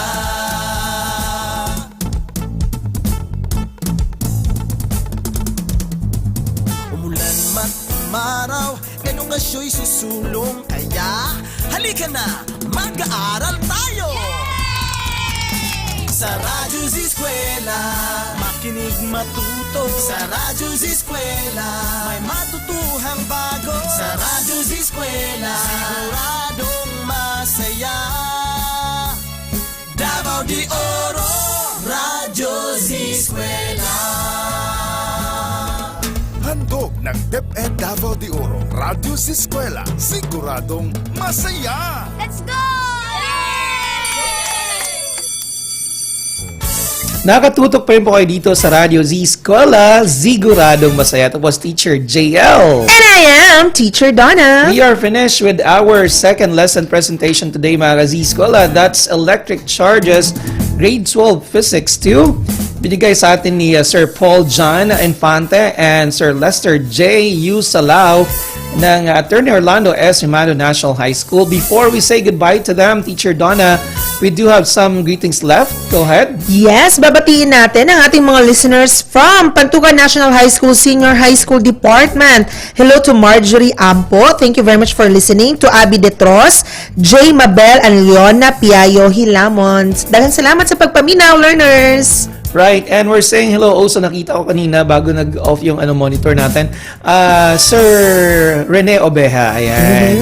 Si Sir Ali Dawami din, if I'm not mistaken. Hello. Right, and si Ma'am Mary Ann Batislaong. Thank you so much for watching. Teacher Donna, susunod na sina Teacher Drew and Teacher Maymay para sa second half po ng ating programang Radyo Z-Eskwela.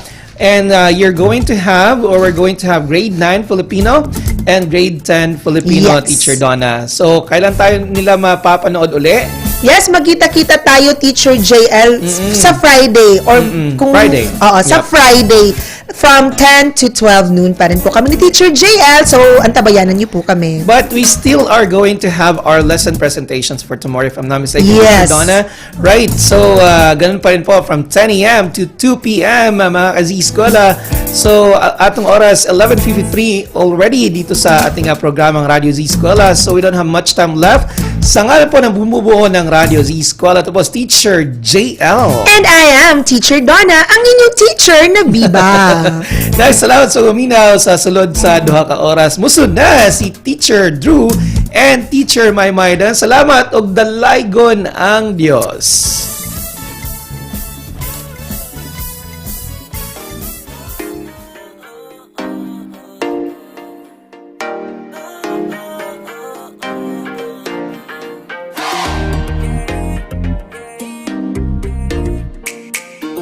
Sugata ang adlaw with a smile. Tune in na sa radio, in alive. Bisan na sa man good, listen to the music and it feels so good. ay gundang ihangtod, napapuntagan pero lingaw man pod. Sa balay man o trabaho, bisan na sa man ka mo adto, giving you the best music, diri lang sa Z-Radio. Kay ang adlaw siguradong lingaw, dili magpaulahi, kay siguradong tuyaw, para sa Bulawanon na probinsya. Z-Radio, sa Bulawanon na pasilya. Z-Radio, kay ang adlaw siguradong lingaw, dili magpaulahi, kay siguradong tuyaw, para sa Bulawanon na probinsya. Z-Radio, sa Bulawanon na pagsibya. Z-Radio, don't stop. Sa Z-Radio, tagaan mong lingaw, kay giving you the best music and everything, that's what make us proud. So turn your radio up, don't stop, chillin' mag-tune in sa radio, all day, all night, diri lang sa Z-Radio. Bisan o gasa pa kapadulong, sa balay man o trabaho, giving you the best music and everything, diri lang sa Z-Radio. Kay ang adlaw siguradong lingaw, dili magpaulahi, kay siguradong tuyaw, para sa Bulawanon na probinsya. Z-Radio, sa Bulawanon na pasilya. Z-Radio, kay ang adlaw siguradong lingaw, dili magpaulahi, kay siguradong tuyaw, para sa Bulawanon na probinsya.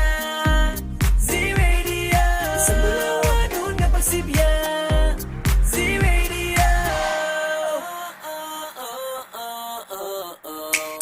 kay ang adlaw siguradong lingaw, dili magpaulahi, kay siguradong tuyaw, para sa Bulawanon na probinsya. Z-Radio, sa Bulawanon na pasilya. Z-Radio, kay ang adlaw siguradong lingaw, dili magpaulahi, kay siguradong tuyaw, para sa Bulawanon na probinsya.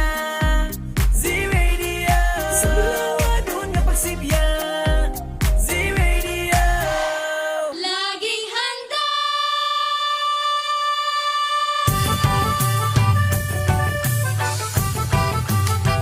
Laging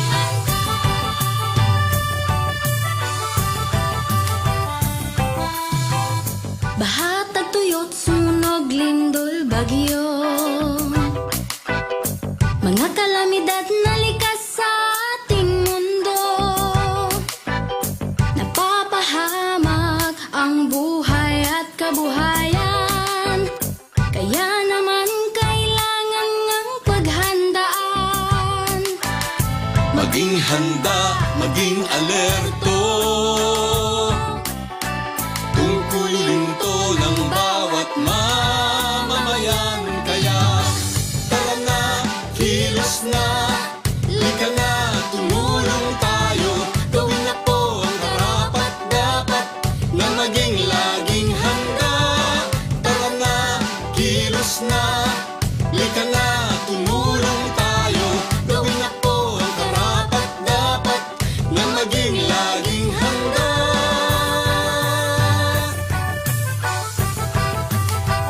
Laging handa.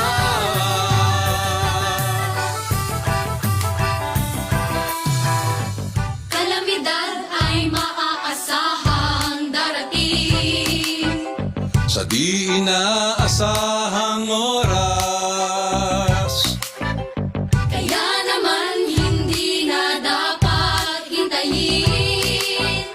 Unahan na habang di pa natataranta, maging handa, maging alerto,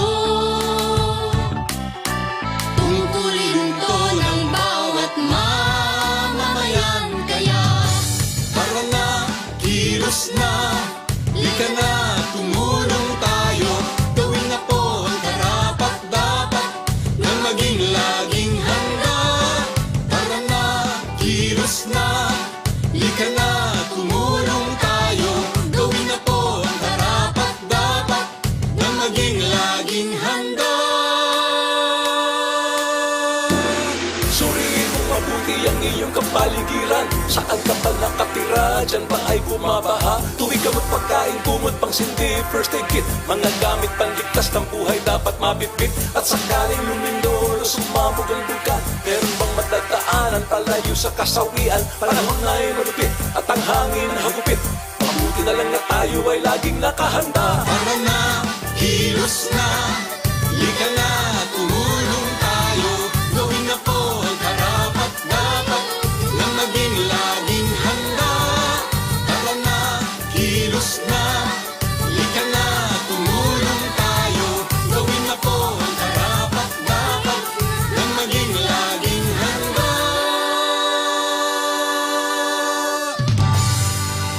This message was brought to you by the Department of Education with the support of World Vision Development Foundation.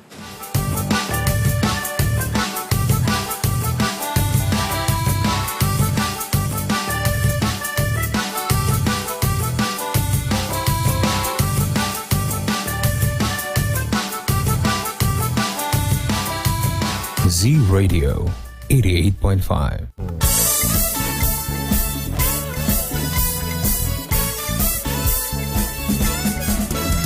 Check your time mga ka-Z, it's already 12 noon. Again, alas 12 impunto na po ang ating oras ngayon. Time check sa tid po sa atin ni Vice Governor Maria Carmen Zamora. Ayan, isang magandang tanghali po sa lahat ng ating mga Zuking listeners, ating mga ka-Z-Eskwela. Saan mang dako po kayo naroroon ngayon. And hopefully, you have eaten your lunch na po. Ayan, sa mga wala pa naniudto, di hala pa nga una mo. Don't skip your meal at magpakabusog po kayo.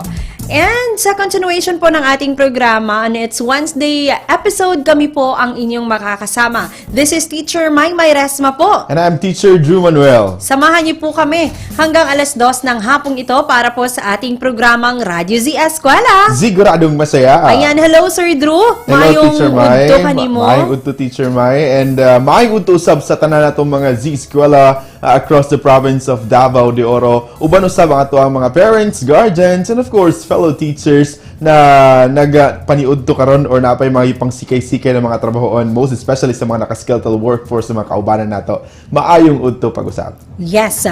Ayan, tumutok na po kayo and live kita karon Sir Ralph, yes. No? Live kita via Facebook Live mga ka-Z. Ayan, tumutok na po kayo para sa inyong mga mensahe. Just feel free nga mo-comment sa itong mga comment boxes. Yan, speaking of FB Teacher Mai, so aside sa ato ang on-air dinhi sa atong paboritong istasyon, we do have our cross-line streaming gamit ang Facebook application. So mayroon tayong 3 FB pages. So like and follow na po mga ka-Z-Eskwela sa aming mga FB pages such as the Z Radio 88.5, DepEd Tayo Division of Davao de Oro, and the Radyo Z-Eskwela DepEd Davao de Oro. So with those FB pages mga ka-Z, so feel free to comment your questions, recommendations, or even pa-shoutout po sa ato ang programa dinhi. Yes. Ayan, hello rin sa ating mga dear learners. Hopefully po nakapaniud to na mo, no? Yes. Kay arundungan natong masaksihan ang atong 2 remaining lesson presentations. Para po sa ating episode for today, 2 subject po ang ating i-feature at kanina tapos na po ang ating science. So ngayong hapon naman po ang ating pag-uusapan is about sa ating Filipino po na asignatura. Sa ating mga grade 9 at grade 10 learners po, ayan, muli Filipino na asignatura po ang ating pag-uusapan sa hapong ito. That's right. It will be about parabula ng kanlurang asa at mitolohiya mula sa Kenya. And maayong utusab sa ato mga personahe din sa division office na I guess na niudto na po sila Teacher May, most especially sa atong SDS. Ma'am Eufemia Tigamutin. Hi ma'am, maayong udto. Uban po ang ato ang assistant SDS na si Dr. Mel Handayan. Ayan. Okay, so 12:03 na po. Nais lang po nating i-acknowledge ang ating RBI Directress to Ma'am Arlene Lim. Hello, Ma'am Arlene. Maayong udto kanimo. Maayong udto usab sa ato ang assistant RBI Directress na si Ma'am Noemi Canales. Ayan, hello po sa inyo. Of course, sa ating mga EPS, ating 2 featured subject for today sa ating science po. We have Ma'am Sisenia Morales na nag-celebrate sa iyang adlong natawhan gahapon. Yes. And of course, sa ating Filipino naman, we have Ma'am Eldecris Caz Zadora. Ayan, hello po sa inyo muli, isang magandang tanghali po. Okay, so sa lahat ng ating mga learners, Sir Drew. And we would like to remind all our learners to notify us with your attendance for today by filling out our attendance link na naka-flash dyan sa ating mga FB screens at nakapin din sa ating mga comment box sections sa our different FB pages. And our attendance link for today is https://tinyurl.com/Radyo Z-Eskwela May 12. So, ginahulat yun na muna ang inyong mga responses. Pinausap mga to ang grade 11 and grade 12, grade 9 and grade 10. So, kindly fill out na mga ka-Z-Eskwela. Yes. And of course, for the benefit of those nakaka-tune in lang, wala nakaapas no sa ato ang first part sa atong program ganina. So, ang atin pong mga napag-usapan sa ating grade 11, General Biology 2. Ang topic was about mechanisms of evolution. At sa ating grade 12 Physics 2 naman po, ang electric charges. So, kung hindi nyo po yan napanood, don't you worry, itong datuan nang i-upload sa ato ang YouTube channel. So, pwede nyo makita dito. Ang uban pa po nato nga mga past episodes nga atoan nang na-aired diri no, nga kung gusto niyo tan-awon pagbalik. So, pwede kaayo. Hopefully, nakasubscribe na mo mga ka-Z sa ato ang YouTube channel nga Radyo Z-Eskwela DDO. Palike na rin po ng ating mga videos and pa-share, no? And, of course, hopefully, or don't forget to hit the notification bell para pina-update ma-notify mo kung doon na tayo mga bagong videos nga ato ang i-upload. Tama ka dyan, Teacher Mai. And if for your convenience po mga kasi, if you're using your Android phones or smartphones, feel free to download the Z-Radio application. So, dali rin kayo ma-notify if you have that particular app na nasa inyo mga cellphone. And not only that, you will be notified sa lahat ng ating mga programa din sa itong paboritong istasyon, most especially sa Radyo Z-Eskwela. Ayan, so much for that. We shall now continue our classes, Sir Drew, no? Yes. We will proceed to our third lesson presentation para karong adlaw. And our third lesson presentation ay para naman sa ating mga grade 9 learners na sa asignaturang Filipino. And topic for this one is parabola ng kanlurang asa. And makakasama natin dito bilang content presenter, isang teacher 1 from Monte Vista National High School. We have Ma'am Jeannie Grace Villaflor. Kasama naman ang isang teacher 1 from Magnaga National High School bilang kanyang creative resource material developer, Ma'am Evangeline A. Omania. Alas 12:06 na mga ka-Z. Brighten up your day on this exciting Wednesday as you learn the brand new episodes in Science and Filipino. Kaya naman po, tara na, magklase na ta!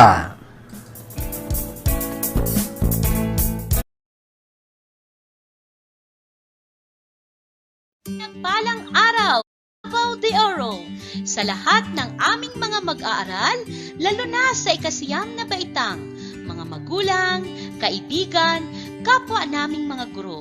Sana lahat tayo ay ligtas at nasa mabuting kalagayan sa oras na ito. Andito na naman tayo sa isang natatanging pagkakataon na maibahagi ang ating aralin sa Himpapawid. Kasama ng inyong lingkod, Ginang Jeannie Grace V. Villaflor, guro ng Monte Vista National High School, sa tulong na rin ng aking katuwang mula sa Magnaga National High School, Binibining Evangeline A. Omania. Masaya kami na maibahagi ang mga gawain at ang mga karagdagang kaalaman sa asignaturang Filipino sa Baitang Siyam. Ulan ang ating pakikipagtalastasan sa hapong ito. Nais ko munang siguraduhin na ang lahat ay nasa maayos at ligtas na paligid. Okay lang ba tiyan? May laman na ba ito? Sana ang lahat ay busog. Lahat ba ay suot ang kanilang mga face mask? Siguraduhin suot natin ang ating mga face mask at panatilihin natin ang ating social distancing, ha? Aking mga tagapakinig, huwag po kayo maging kampante. Kailangan sigurista tayo, lalo na kung ang nakataya ay ang ating kalusugan. Ngayon, sa bahaging ito, kunin ang mga module ninyo sa ikatlong markahan. Kumuha na rin kayo ng mga kwaderno at mga pansulat ninyo. Kailangang maglista tayo ng mga mababanggit ko na minsan ay hindi matatagpuan sa inyong module. Yung tinatawag nating dagdag na kaalaman at mga katanungang mabuo sa inyong mga pag-iisip. Ang ating literatura ay napakalawak, kasing lawak at lalim ng isang karagatan. Hindi lang ito mga tula, awitin, ngunit ito ay mga panid ng mga tuluyang akda na nagbibigay ningning sa ating mga mata habang ito ay binabasa. Subalit, hindi lang ito nagpapasaya sa atin. Datapwat, binigyan nito ng mga dagdag na kaalaman ang ating mga isipan. Ito din ay nagbibigay sa atin ng pagkakataon para mag-isip at may wasto ang mga nakasanayang hindi mabuting pag-uugali. Sa madaling salita, ito ay nagtuturo sa atin ng mga wastong pag-uugali, mga aral sa buhay na maaari nating gabay sa pakikipagkapwa. Ating tatalakayin ay magbibigay ng katugunan sa mga kasanayang pampagkatuto na hiningi ng Departamento ng Edukasyon.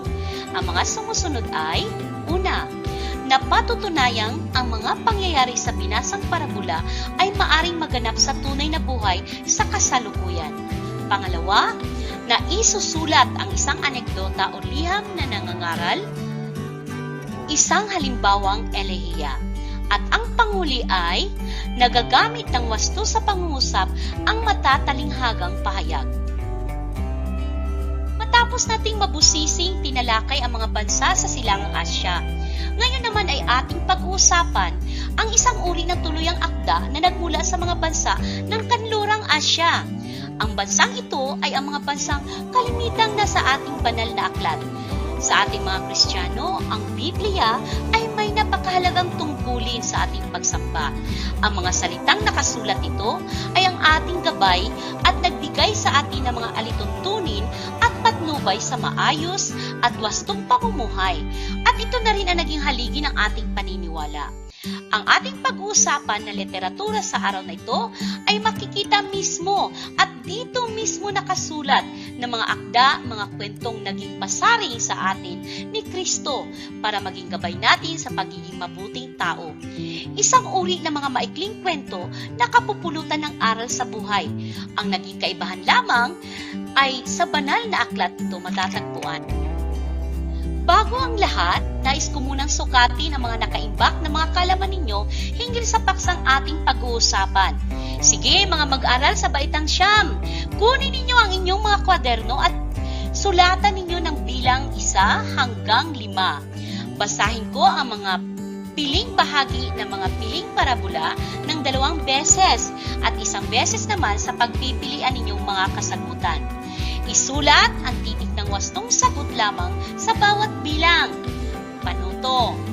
Pakinggan at unawain ang sumusunod na pangyayaring bahagi ng mga piling parabula at isulat sa bilang ang titik ng wastong matatalinghagang pahayag na nararapat gamitin ito.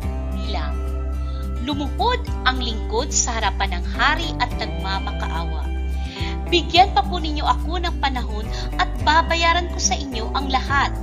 Naawa sa kaniya ang hari, kaya't pinatawad siya sa kanyang pagkakautang at pinalaya. Ngunit, pagkaalis doon, ay nakita niya ang isa niyang kapwalingkod na may utang sa kanya ng 100 piso. Sinakal niya ito, sabay sabi, magbayad ka ng utang mo. Ulitin ko ang pangyayari sa parabula. Lumuhod ang lingkod sa harapan ng hari at nagmamakaawa. Bigyan pa po ninyo ako ng panahon at babayaran ko sa inyo ang lahat. Naawa sa kaniya ang hari, kaya't pinatawad siya sa kanyang pagkakautang at pinalaya. Ngunit pagkaalis doon, ay nakita niya ang isa niyang kapwalingkod na may utang sa kanya ng 100 piso. Sinakal niya ito, sabay sabi, magbayad ka ng utang mo. Ang mabuting halimbawa ay higit na mabisa kaysa pahayag na dakila. B. Nararapat lang na tayo'y magsaya at magdiwang sapagkat patay na ang kapatid mo, ngunit nabuhay, nawala, ngunit muling natagpuan. C. Ang nahuhuli ay nauuna at ang nauuna ay nahuhuli. D.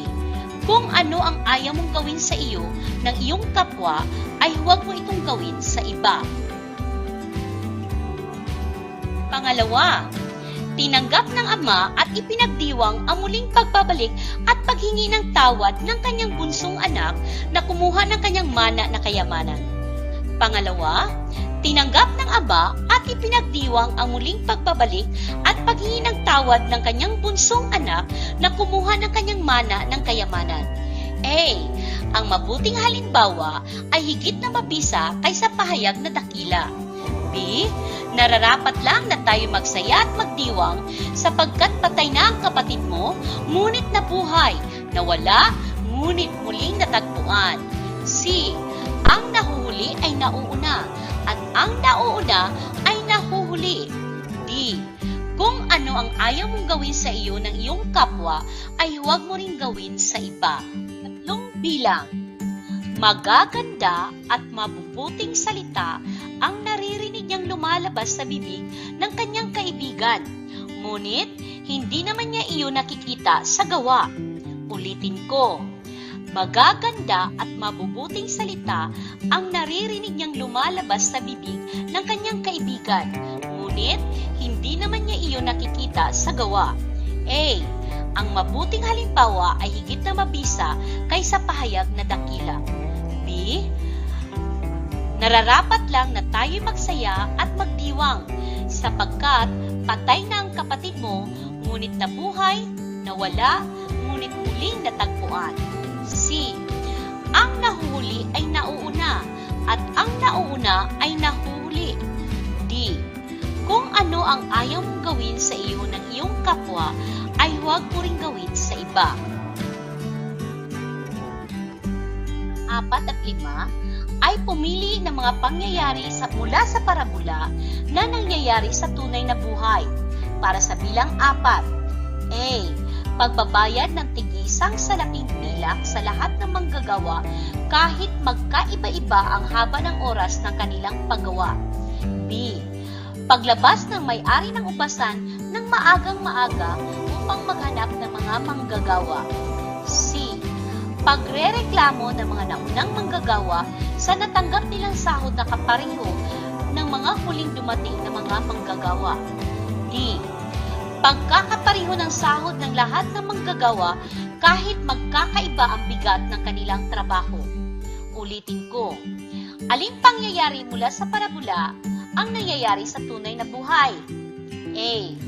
Pagbabayad ng tig-isang salaping pilak sa lahat ng manggagawa kahit magkakaiba-iba ang haba ng oras ng kanilang paggawa. B. Paglabas ng may-ari ng ubasan ng maagang-maaga upang maghanap ng mga manggagawa.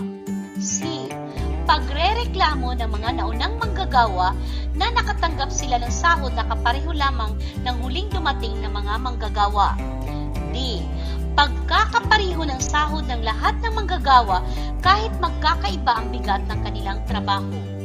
Bilang 5. Aling pangyayari sa mga sumusunod ang nangyayari sa tunay na buhay? A. Pagpapatawad ng hari sa isang taong may milyon-milyong pagkakautang sa kanya. B. Pag-uutos ng hari sa taong may pagkakautang sa kanya na ipagbili nito ang kanyang mga ari-arian at pamilya upang mabayaran lamang siya. C. Pambubugbog ng taong may pagkakautang sa kanyang kapwa na may pagkakautang din sa kanya. D. Pagsusumbong ng alipin sa hari ukol sa ginawang pang-aabuso ng taong may pagkakautang sa kanya. Para sa bilang 5, aling pangyayari sa mga sumusunod ang nangyayari sa tunay na buhay? A. Pagpapatawad ng hari sa isang taong may milyon-milyong pagkakautang sa kanya. B. Pag-uutos ng hari sa taong may pagkakautang sa kanya na ipagbili rito ang kanyang mga ari-arian at pamilya upang mabayaran lamang siya. C. Pambubugbog ng taong may pagkakautang sa kanyang kapwa na may pagkakautang din sa kanya. D. Pagsusumbong ng alipin sa hari ukol sa ginawang pang-aabuso ng taong may pagkakautang sa kanyang. Magbabalik kami pagkatapos ng ilang patalastas. The Radyo Z-Eskwela program of the Division of Davao de Oro is being brought to you by Nueda Builders Construction and Supply Incorporated, Maverick Builders Incorporated, Mitch Construction and Supply, Archicons Architectural Construction and Supply, DB Construction and Supply, Hanaway Builders Corporation, Phoenix Corvada Tagum Gasoline Station, Master Construction and Supplies, Mackenzie Builders, GP&H Construction Incorporated, Metro Gear Construction Corporation, NEN Builders and Development Services Corporation, Max Mays Enterprises Incorporated, We Inc. Construction Company, Rangay Construction and Supply, East Sussex Enterprise, WM Construction, Councilor Boogie and Miss Marjorie Vertodazo, Icon Builders and Supply, and Apex Mining Company Incorporated.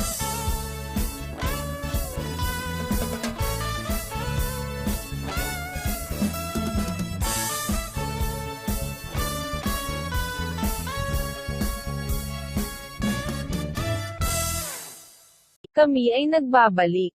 Nasasagutan niyo ba ang mga ibinigay kong pagsubok sa inyo?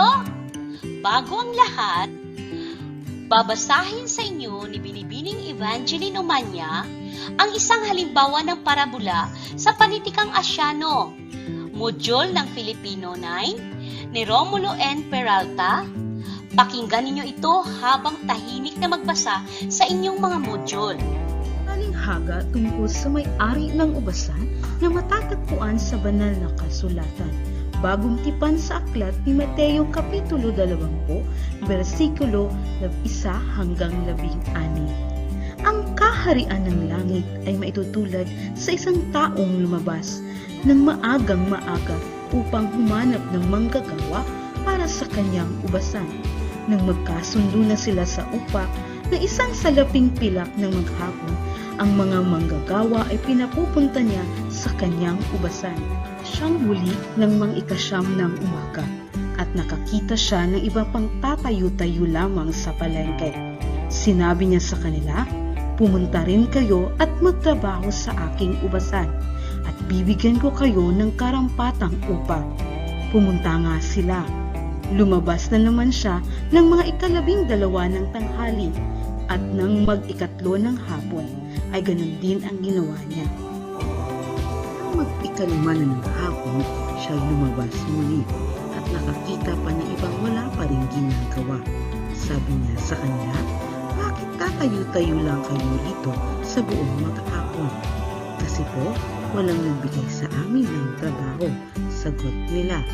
Kaya't sinabi niya, "Kung gayon, pumunta kayo at magtrabaho kayo sa aking ubasan."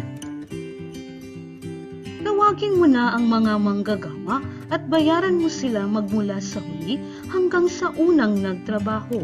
Ang mga nagsimula ng mang-ikalima ng hapon ay tumanggap ng tigi-isang salaping pilak. Nang lumapit ang mga nauna, inakala nilang tatanggap sila ng higit doon. Ngunit ang bawat isa ay binayaran din ng tigi-isang salaping pilak. Reklamo ang mga nagtrabaho sa may-ari ng ubasan. Sinabi nila, 1 oras lamang gumawa ang mga huling dumating. Samantalang maghapon kaming nagtrabaho at nagtiisan na kapapasong init ng araw. Bakit naman pinapareho-pareho ninyo ang aming upa? Ikot ang may-ari ng ubasan sa isa sa kanila, "Kaibigan, hindi kita dinadaya. Hindi ba't nagkasundo tayo sa isang salaping pilak? Kunin mo ang para sa iyo at umalis ka na. Ano sa iyo kung ibig kong bayaran ang nakuli, ng tulad ng ibinayad ko sa iyo? Wala ba akong karapatang gawin sa ari-arian ko ang aking maibigan? Kaya ba'y naiinggit dahil ako ay nagmamagandang loob?" Kayo lalawig mga anak, sagutin niyo muna ang mga ibabato kong katanungan. Sino-sino ang mga tauhan sa parabolang binasa ni Ma'am Evangeline? Sino-sino ang mga tauhan sa parabolang binasa ni Binibining Evangeline? Ang galing! Ang mga tauhan sa parabolang binasa kanina ni Ma'am Evangeline ay ang mga sumusunod: ang may-ari ng ubasan, mga manggagawang patayo-tayo lang at walang ginawa, ang mga manggagawang nagrereklamo, at ang kanyang katiwala. Ninyo, sino ang tinutukoy na may-ari ng ubasan? Ulitin ko, sa palagay ninyo, sino ang tinutukoy na may-ari ng ubasan? Maaari ko na bang malaman ang inyong mga kasagutan? Ang galing! Tama kayo! Maaaring ang tinutukoy na may-ari ng ubasan ay ang ating puong lumikha. Maaaring may iba kayong kasagutan, subalit akin lamang kinuha ang mas nakakahigit na antas na kasagutan. Kung kung bakit ito ang kinalabasan. Masasagot natin ito sa dulong bahagi ng ating pagsusuri sa parabola. Ano ang ibig ipagkahulugan ng ubasan sa binasang parabola? Ulitin ko. Ano ang ibig ipakahulugan ng ubasan sa binasang parabola? Ano ang sagot ninyo? Pasok! Ang kasagutan ninyo, maaari nating maihalin tulad sa ating paniniwala at pananampalataya sa isang ubasan. Kung ang taong siyang may-ari ng ubasan ay ang ating buong may kapal, at ang kanyang kilos na ginawa na umalis ng umaga para maghanap ng mga manggagawa para sa kanyang ubasan ay ang kanyang kaharian. Sa madaling salita, ang ubasan ay ang kaharian ng Diyos. Nakatanungan, bakit naghahanap ng trabahador sa magkaibang oras ang may-ari ng ubasan? Ulitin ko ang katanungan. Bakit naghahanap ng trabahador sa magkaibang oras ang may-ari ng ubasan? Ano ang maaaring kasagutan sa katanungang ito? Correct! Maaaring gustong ipakita ng ating lumikha ng bawat tao ay may kanya-kanyang oras, anuman ang iyong katayuan sa buhay. Ang iba't ibang oras na ikasiyam, ikalabindalawa, ikatlo, ikalima, ay tumatayo na bawat isa sa atin ay may takdang panahon ng buhay sa mundo. At ang usapang salaping pilak ay nangangahulugan ng kayamanan. Ang huling katanungan, mapapatunayan ba na maaari nga bang maganap sa tunay na buhay sa kasalukuyan ang mga pangyayari sa binasang parabola? Ulitin ko, mapapatunayan ba na maaari nga bang maganap sa tunay na buhay sa kasalukuyan ang pangyayari sa binasang parabola? Tumpak! Maaari nga! Iba't iba man ang pangalan, dahil iba't iba man ang Panginoong sinasamba ng tao. Kahit ano at sino ka pa, matanda ka man o mayaman, hayag ang katotohanan na bawat isa sa mundo ay may kanya-kanyang panahon sa lahat ng bagay. Ito man ay swerte, kaligayahan o kamatayan at ano pa man. Subalit sa ating Panginoong lumikha, ang kanyang pagpapala, kaligtasan sa bawat isa, na kanyang inilaan at walang labis at kulang, pantay-pantay sa bawat isa. Ating mapagtanto ng isang parabola ay may rikit at lalim ito. Talagang masinop at masining ang pagbuo ng mga salita at mga pangyayari para maitago ang sariling pagpapakahulugan nito. Hindi nito hayagang ipinarating ang mensahe ng bawat pangyayari para mabigyan ito ng pagkakataon ang mambabasa o bumabasa na magmumuni-muni at magbibigay ng kanyang sariling pagpapakahulugan ayon sa kanyang sariling damdamin at pag-unawa. Subalit, iisa lang ang nais ipaabot ng may akda ng isang parabola ang magbibigay ng aral sa buhay. Usapan na natin ang pagiging masining ng salitang ginamit sa isang parabola. Paano ba mabibigyan ng katuturan ang mga salita nito? Ang isang parabola ay mayaman at siksik sa matatalinghagang salita na kadalasan ay maging daan na ang bawat mambabasa ay magkakaroon ng pagpapakahulugan. Mabuti na lamang na sa Biblia, ang mga parabolang binanggit ni Jesus ay binigyan din niya ito ng pagpapaliwanag sa mga katuturan nito. Sa pagbibigay ng kahulugan sa mga salitang matalinghaga, kailangang suriin ito ng maigi. Ang katangian nito, ang literal na kahulugan, o ang gamit nito, dahil ito ang maging daan sa pagbibigay nito ng layunin.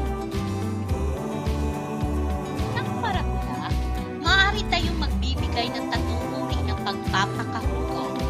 Sa bawat matatalinghagang bagay o salita nito, ito ay ang literal na kahulugan. Tulad ng isang ubasan, ito ay may literal na kahulugan na kung saan may isang malawak na lupain na may mga tanim na ubas. Sa mga manggagawa, ito ay may literal na pagpapakahulugan sa mga taong gumagawa ng partikular na trabaho. Samantalang ang usapang pilak ay may literal na pagpapakahulugan na pera. Samantalang binanggit na oras gaya ng ikasiyam, ikalabindalawa, ikatlo, ikalima ay may literal na kahulugan na panahon.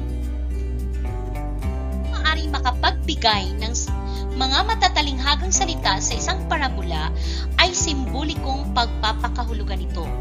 Ang ubasan na binanggit sa parabolang binasa natin, maaari nating bibigyan ng simbolikong pagpapakahulugan na isang pagawaan, sumisimbolo sa isang malawak na pagawaan. At ang manggagawa ay may simbolikong pagpapakahulugan ng pagiging produktibo ng isang tao. Ang kanyang talento, lakas, katalinuhan, paano niya ito isahin sa paggamit para magkakaroon siya ng halaga at maging sandata niya para mapayabong ang kanyang pamumuhay o buhay. Sa kabilang banda, ang pilak ay simbolismo ng sahod o kayamanang natamo ng isang tao mula sa kanyang pagsusumikap, at ang panghuli na binanggit na oras ay sumisimbolo sa nakatakdang oras sa bawat tao sa mundo. Ang pagbibigay kahulugan sa mga salita na nasa loob ng isang parabola ay ang espiritual na pagpapakahulugan nito. Ito ang pagpapakahulugang hindi material, subalit ito ay nasa kaibuturan ng tao. Ang siyang nagbibigay motibasyon at kabusilakan ng puso. Ito ay ang magtataguyod sa tao sa paggawa at pag-isip ng mabuti at ang pagsabuhay sa magandang aral upang mapanatili ang kapanatagan sa puso at isip at kapayapaan sa ibabaw ng mundo. O di ba ang lalim nito? Halimbawa, ang ubasan ay may espiritual na pagpapakahulugan na kaharian ng Diyos. Samantalang ang manggagawa ay may kahulugan na espiritual na mga anak ng Diyos, na siyang may kakayahan na isagawa ang mga tuntunin ng Diyos. At ang pilak ay pinag-uusapan ay nangangahulugang espiritual sa mga kayamanang maangkin ng tao na inahanda ng Diyos sa langit. At sa kabilang banda naman, ang oras na binanggit sa parabola ay nangangahulugang espiritual sa banal na oras. Yung mga anak, dahil mamaya ay bibigyan ko kayo ng mga karagdagang kaalaman hinggil sa ating pinag-uusapan sa ngayon. Sa inyong mga kwaderno, maglaan ng isang panid, sulatan ng pangalan ninyo at ng inyong guro sa asignaturang Filipino. Handa na ba ang lahat? Itaas sa mga ballpen! Pak! Ang galing! Unang bahagi ng ating pagsusulit, lagyan ninyo sa taas na bahagi sa ilalim ng patlang ng inyong pangalan ang pagsusulit 1. At sa ibaba nito, bilang 1 hanggang bilang 5. Gusto kong ipaalam na ang pagsusulit na ito ay malaya ang mga guro ninyo sa asignaturang Filipino na siyang magwawasto at magbibigay ng pamantayan sa pagmamarka nito. Magbabalik kami pagkatapos ng ilang patalastas. The Radyo Z-Eskwela program of the Division of Davao de Oro is being brought to you by Nueda Builders Construction and Supply Incorporated, Maverick Builders Incorporated, Mitch Construction and Supply, Archicons Architectural Construction and Supply, DB Construction and Supply, Hanaway Builders Corporation, Phoenix Corvada Tagum Gasoline Station, Master Construction and Supplies, Mackenzie Builders, GP&H Construction Incorporated, Metro Gear Construction Corporation, NEN Builders and Development Services Corporation, Max Mays Enterprises Incorporated, We Inc. Construction Company, Rangay Construction and Supply, East Sussex Enterprise, WM Construction, Councilor Boogie and Miss Marjorie Vertodazo, Icon Builders and Supply, and Apex Mining Company Incorporated.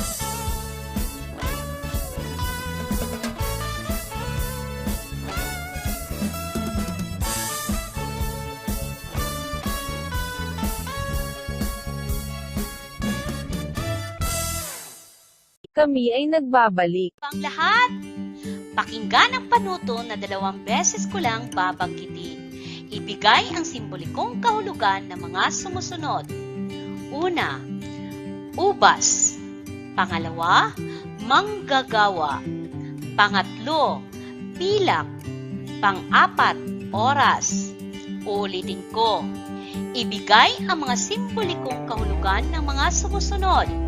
Una, ubas. Pangalawa, manggagawa. Pangatlo, pilak.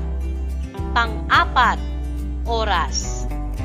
Sa dulong bahagi ng bilang 5, isulat ang pagsusulit 2 at isulat ang gawain na aking babasahin ng 3 beses din.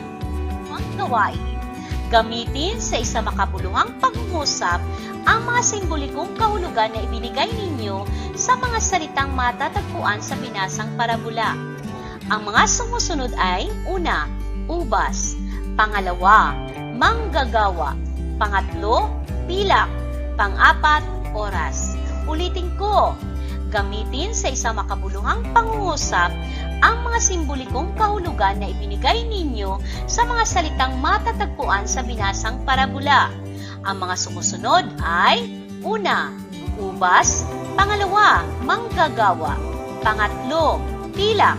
Pang-apat, oras. Sa pagsusulit 1 at pagsusulit 2, malayang ibinigay sa mga guro ang karapatan sa pagwawasto nito gamit ang kanilang sariling pamantayan. Para sa ating lahat, 5 bagsak! Napagtanto natin na talagang mayaman sa mga salitang ginamit ang isang parabola.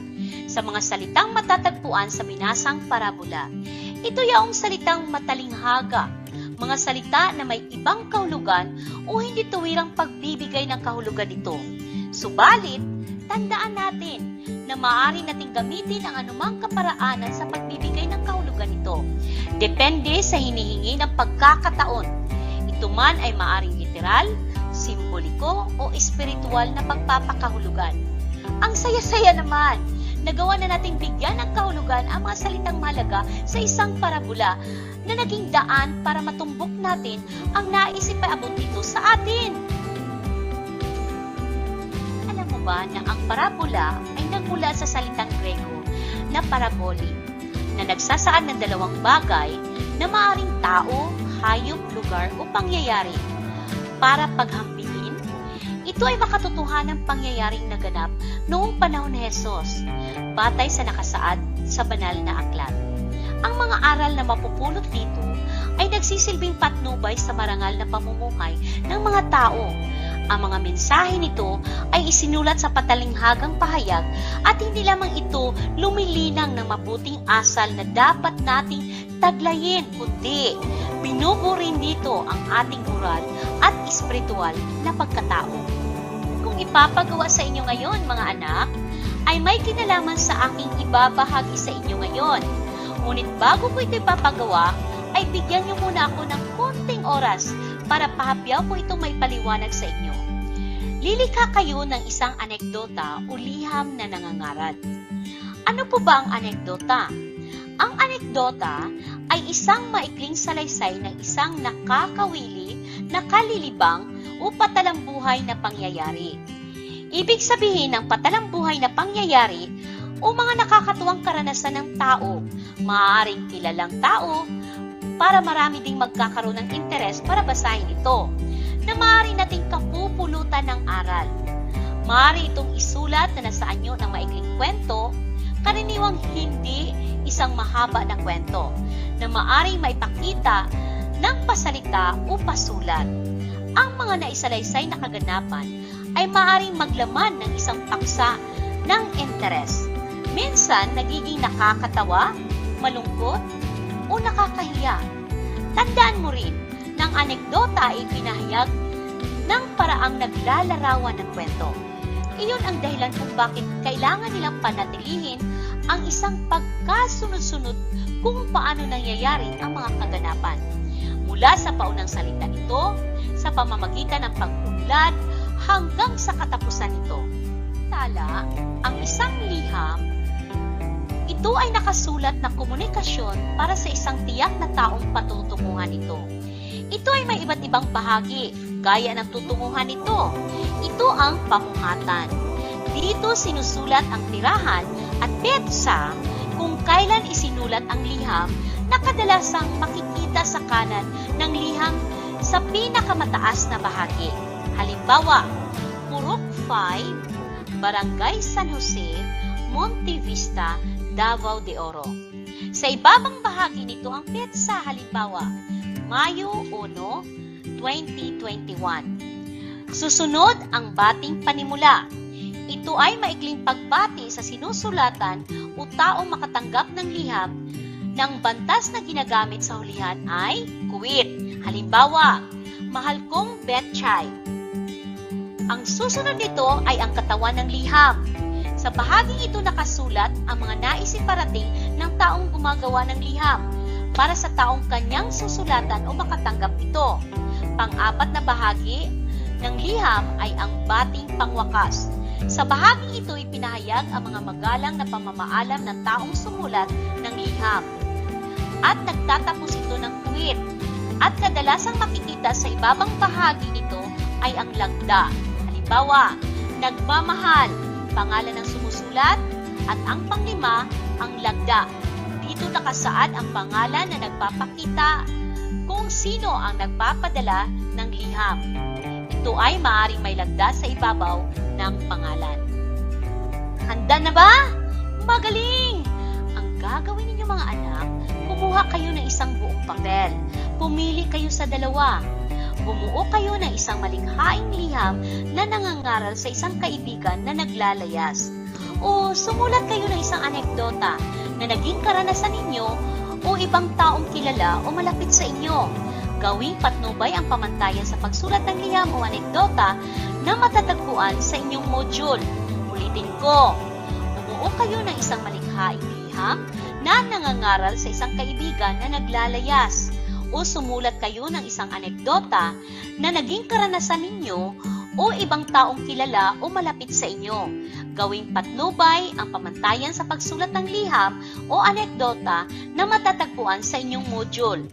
Sa gawaing ito ay binigyan namin ng karapatan ang mga guro ninyo sa asignaturang Filipino na siyang magmamarka nito at ang magbibigay ng kasunduan sa takdang panahon sa pagsusumite nito. Talinghak tungkol sa lingkod na di marunong magpatawad mula sa Mateo Kapitulo 18, versikulo 21 hanggang 35.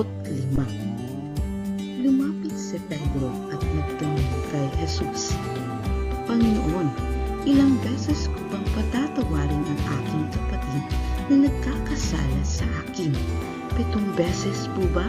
Sinagot siya ni Jesus, hindi 7 beses, kundi 70 ulit na 7. Pagkat ang kaharian ng langit ay katulad nito. Ipinasya ng isang hari na hinga ng ulat ang kanyang mga alipin tungkol sa kanilang mga utang. Nang simulan niyang magkwenta, dinala sa kanya ang isang lingkod na may utang na milyong-milyong piso. Dahil sa siya'y walang bayad, inutos ng hari na ipagbili siya, pati ang kanyang asawa, mga anak, at lahat ng kanyang ari-arian upang siya'y makabayad. Lumuhod ang lingkod sa harapan ng hari at nagmakaawa. Bigyan po ninyo ako ng panahon at babayaran ko sa inyo ang lahat. Naawa sa kanya ang hari, kaya't pinatawad siya sa kanyang pagkakautang at pinalaya. Ngunit pagkaalis doon ay nakita niya ang isa niyang kapwa lingkod na may utang sa kanya na 100 piso. Sunakal niya ito, sabay sabi, magbayad ka ng utang mo. Lumuhod ito at nagmakaawa sa kanya. Bigyan mo pa ako ng panahon at babayaran kita. Ngunit hindi siya pumayag. Sa halip, ito'y ipinabilanggo niya hanggang sa makabayad. Sumama ang loob ng ibang mga lingkod ng hari sa pangyayaring iyon. Kaya pumunta sila sa hari at nagsumbong. Ipinatawag ng hari ang lingkod na iyon. Napakasama mo, sabi niya. Pinatawad kita sa utang mo sapagkat nagmamakaawa ka sa akin. Naawa ako sa iyo. Hindi ba't dapat ka rin sanang nahabag sa kapwa mo? Sa galit ng hari, siya'y ipinabilanggo hanggang sa mabayaran ng buo ang kanyang utang. Gayon din ang gagawin sa inyo ng aking Ama na nasa langit kung hindi ninyo taos-pusong patatawarin ang inyong kapatid. Ay susuriin natin ang parabulang binasa sa pamamagitan ng pagsagot ninyo sa mga katanungang ibabato ko ulit sa inyo. Ang mga kasagutan ay isulat ninyo sa inyong kwaderno. Ang guro na ninyo sa signaturang ito ang siyang gagabay sa inyo sa pamamagitan ng pagwawasto nito. Sundan ninyo ako sa pamamagitan ng pagsulat nito para pwede niyong ulitin pagbasa at mas madaling masasagutan. Babasahin ko ito ng 2 beses lamang. Okay, pwesto na! Kung ikaw ang hari, palalayain mo rin ba ang isang lingkod na may milyong utang sa iyo? Bakit? Ulitin ko, kung ikaw ang hari, palayain mo rin ba ang isang lingkod na may milyong utang sa iyo? Bakit? Pangalawang katanungan, makatarungan ba ang ginawa na isang lingkod sa kanyang kapwa-lingkod na sakalin at ikulong ito hanggang sa makabayad sa kanyang utang? Bakit? Ulitin ko, makatarungan ba ang ginawa ng isang lingkod sa kanyang kapwa-lingkod na sakalin at ikulong ito hanggang sa makabayad sa kanyang utang? Bakit? Pangatlong katanungan, bakit nga ba kailangan nating patawarin ang ating kapwa na nagkasala sa atin? Bakit nga ba kailangan nating patawarin ang ating kapwa na nagkasala sa atin? Tanungan, ipagpalagay na may isang taong gumawa sa iyo ng masama, pero humingi siya ng tawad. Ano ang gagawin mo? Patatawarin mo ba siya? Paano kung ang kanyang pagkakasala ay naulit pa? Mapapatawad mo pa ba siya? Uulitin ko, para sa pang-apat na tanong, ipagpalagay na may isang taong gumagawa sa iyo ng masama, pero humingi sa iyo ng tawad. Ano ang gagawin mo? Patatawarin mo ba siya? Paano kung ang kanyang pagkakasala ay naulit pa? Mapapatawad mo ba siya? Sa ika-5 bilang ay magtala kayo ng mga aral na makukuha sa mga parabulang binasa at paano mo ito isasabuhay. Sa ika-5 bilang, magtala kayo ng mga aral na makukuha sa mga parabulang binasa at paano ito isasabuhay. Magtatapos, nais ko lang ipaalam sa aming tagapakinig na ang araling ito ay hindi naglalayong manghikayat ng anumang paniniwala sa relihiyon, na turingan lang ng tinalakay naming akdang pampanitikan ay nagmula sa banal na kasulatan ng mga Kristyanismo. Purihin natin ang Poong May Kapal sa isa na namang matagumpay na talakayan sa araw na ito. Mga bagong kabataan sa Baitang Siyam, mga magulang, iiwan ko sa inyo ang isang kasabihan, ang may mabuting ugali ay may kabutihang sukli. Kasama na inyong guro sa Himpapawid, Ginang Ginny Grace V. Villaflor, katuwang ang aking kasama sa trabaho, Binibining Evangeline Umanya, sa aming mga boss, Dr. Edel Chris Calzadora, sa aming mga punong guro, sa ating lahat, mabuhay ang asignaturang Filipino! Radyo Z-Eskwela Executive and Technical Working Committee. The School's Division Superintendent, Eufemia T. Gamutin Seso 5. Assistant Schools Division Superintendent, Dr. Romel R. Handayan. Curriculum Implementation Division OIC Chief, Dr. Arlene B. Lim. School Governance and Operations Division, Dr. Ruben J. Riponte. Program Director, Dr. Arlene B. Lim. Assistant Program Director, Noemi P. Canales. Members, Cecilia Morales, Dr. Hilda A. Opeña, Dr. Eldecris B. Calzadora, Dr. Dexter A. Siquinia, Nohara O. Pinute, Dr. Grace D. Pontillas, Dr. Renato N. Pakpakin, Dr. Andy P. Cabodo, Juanito Lapiceros, Engineer Norberto S. Manlangi, Ryan Villanueva, Jomar M. Dumupoy, Bob Daylan S. Milaban, Medard D. Apit, and Paz Eugenia Villusino. Technical Working Committee, Production and Communications, Lori Lee E. Quijano, Given G. Nampas, Judilan T. Yu, Donna D.T. Bolivar, Mary Rose N. Resma, Riven C. Manuel, Irene Lea C. Manguhon, and Bessie Aya N. Banyes. Social Media and Packaging Team, Christian Anhara L. Martesio, William R. Lanara, Joan T. Iscoton, Roberto S. Acusar Jr., May B. Istaniol, Richard H. Arellano, Ralph A. Tabanyang, Angelo C. Gutierrez Jr., Jade Karen R. Arais, Eliza May Garzuta, Sedi S. Caballero, and Jane S. Caballero. Sa Radyo Z-Eskwela, siguradong masaya. Right and only here at Z Radio 88.5, ang istasyong siguradong lingaw, siguradong kuyaw. 5.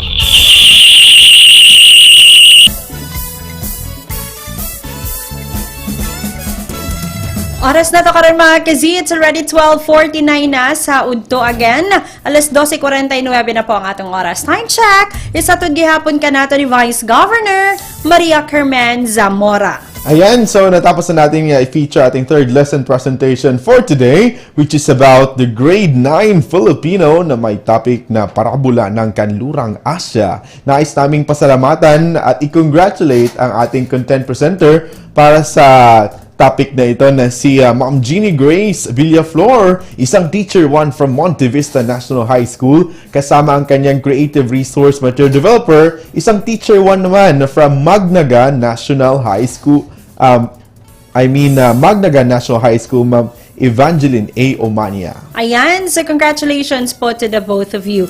Alas 12:50 na mga ka-Z, for your messages po, mga pag-greetings pa shoutout, just keep it coming. And speaking of pag-greetings, would like to say hi to Ma'am Harriet Kiamco. Ayan, hello Ma'am Harriet! Isang magandang tanghali po sa iyo. Maraming thank you for listening po. Yes Sir Drew, doon na pa ba tayong mga pag-greetings diha? Ayan, so sa lahat ng mga learners natin na kaka-tune in lang, labaw na sa atong mga grade 9, 10, 11, and 12 learners, again, we are encouraging you po to notify us with your attendance. Ang ating link, makikita niyo pong naka-flash sa ating screen and nakapin po yan sa ating mga comment boxes. That's right, sir. And bago natin i-feature ating last lesson presentation for today, nais naming pasalamatan ang ating Radyo Z-Eskwela program sponsors. Thank you so much, Nuarda Builders Construction and Supply Incorporated. Yes, maraming thank you din po to Maverick Builders Incorporated. Mitch Construction and Supply. Arkicons Architectural Construction and Supply. DB Construction and Supply. Kanaway Builders Corporation. Phoenix Carbatagam Gasoline Station. Yes, we also have Master Construction and Supplies. Mackenzie Builders. And GPNH Construction Incorporated. Ayan, sila po ang ating mga program sponsors. Daghan kayong salamat sa kanunay. Alas 12:51 na po mga Zuking listeners natin. And would like to say hi sa mga listeners natin diha sa Nabunturan National Comprehensive High School, abaw na sa mga taga-Filipino Department, mga kaubana ni Teacher May Estaniol. Ayan, hello po sa inyo, sa ilahang kaubanan na si Sir Ian Melendres. Maraming thank you sa inyo dyan. To Ma'am Glindy Soryaga. And of course, my ESP department, to Ma'am Crisalis Plaras po, and to Sir Zersan Palma. Hello po sa inyo, isang magandang tanghali po.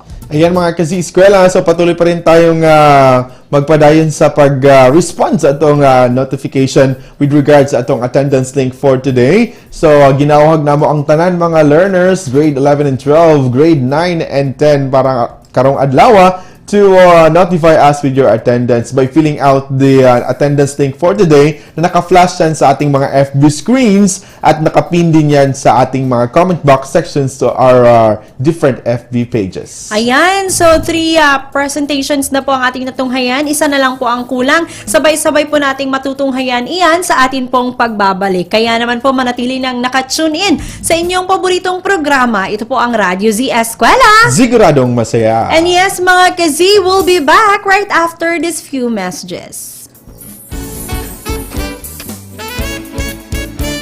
Katambalan ng pag-ahon, isang bansang puso ay pinag-iisa. Nang diin, lahat tayo'y uunlad at aangat. Yan tayo, na brigada, diwa ng bayanihan, atin ang nagsimula. Man ang mararating.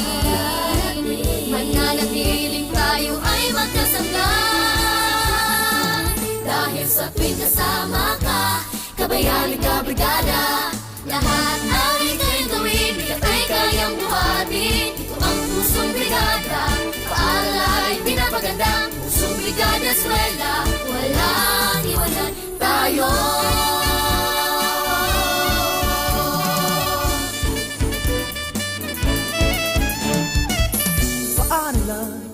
Tinatawag na tahanan, Aalagaan, patuloy pagyamanin, kulay at tinig, panatilihin natin. Kapit lang, sama-sama, walang iwanan, mananatiling magkasangga. langit ay kakampiling natin. Ano man ang mararating, mananatiling tayo ay magkasangga. Dahil sa tuwing kasama ka, kabayan ka brigada. Lahat ay kayang gawin, bigat ay kayang buhatin. Pusong brigada eskwela, walang iwanan tayo. Walang iwanan tayo.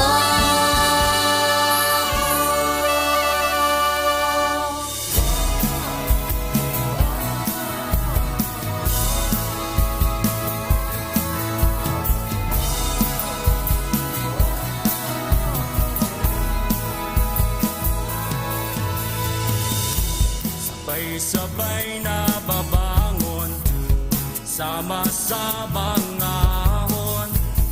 Ihanda ang sarili sa hamon. Ipapipigil sa pagsulong sa kinabukasan na katuon. Para sa di kalidad na edukasyon. Balik eskwela na naman, sa puso ang kahandaan. Handang isip, handa bukas, sa pagkakaisa ay may lakas. Ito na ang new normal, online learning at modular. Di na kailangang mag-face-to-face, gamit ang cellphone at radio base. Yakapin na ang pagbabago, pahirapan, kaya natin to. Lakasan ang iyong loob, sa bagong normal, sa bagong mundo.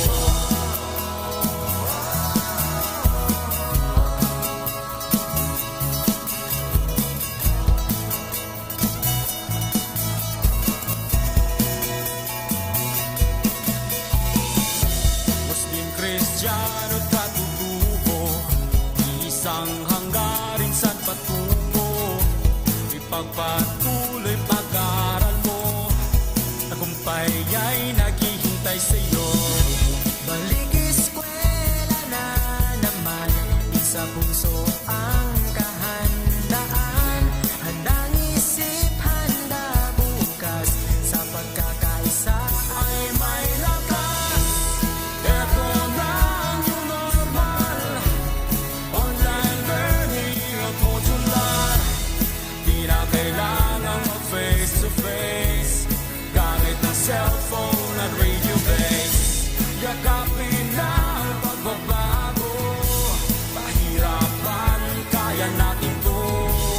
Lakasan ang iyong loob, sa bagong normal, sa bagong mundo. Isang alang-alang natin ang ating kaligtasan, sa bawat oras at panahon, magpakailanman. Hangad palagi ng ating paaralan, ang matuto, gayon din maging ligtas ang kabataan. Tayo ay magkaisa, halina't sama-sama, kasali lahat, kasama lahat. Cellphone at radio base, yakapin na ang pagbabago, pahirapan, kaya natin to. Lakasan ang iyong loob, sa bagong normal, sa bagong mundo. Sa bagong normal, sa bagong mundo. Sa bagong normal, sa bagong mundo.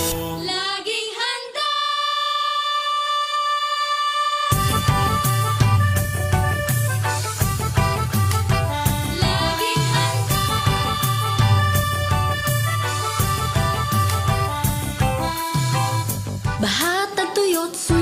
paglindol bagyo, mga kalamidad na likas sa ating mundo, napapahamak ang buhay at kabuhayan. Kaya naman kailangan ngang paghandaan. Maging handa, maging alerto, tungkulin to ng bawat mamamayan. Kaya tara na, kilos na, lika na, tumulong tayo. Gawin na po ang karapat-dapat na maging laging handa. Tara na, kilos na, lika na, tumulong tayo. Gawin na po ang karapat-dapat na maging laging handa.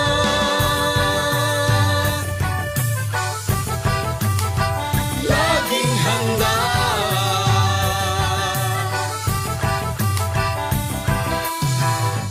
Kalamidad ay maaasahang darating. Sa di inaasahang oras, Kaya naman hindi na dapat hintayin. Unahan na habang di pa natataranta. maging handa, maging alerto, tungkulin to ng bawat mamamayan. Kaya tara na, kilos na, lika na, tumulong tayo. Gawin na po ang karapat-dapat na maging laging handa.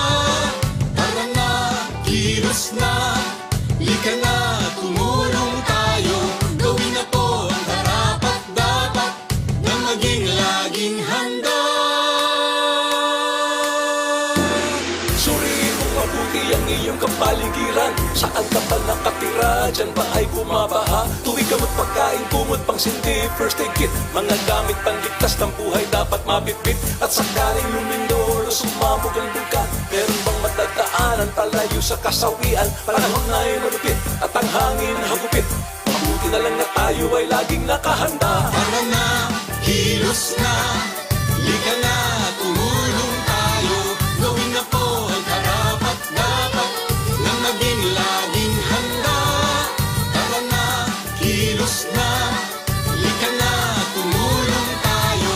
Gawin na po ang karapat-dapat na maging laging handa.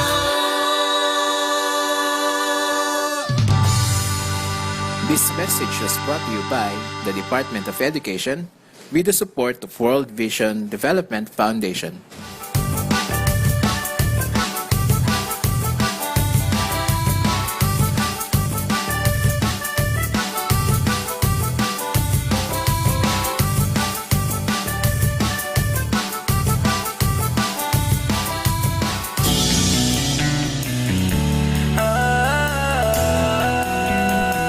Magbayanihan na, magbayanihan na,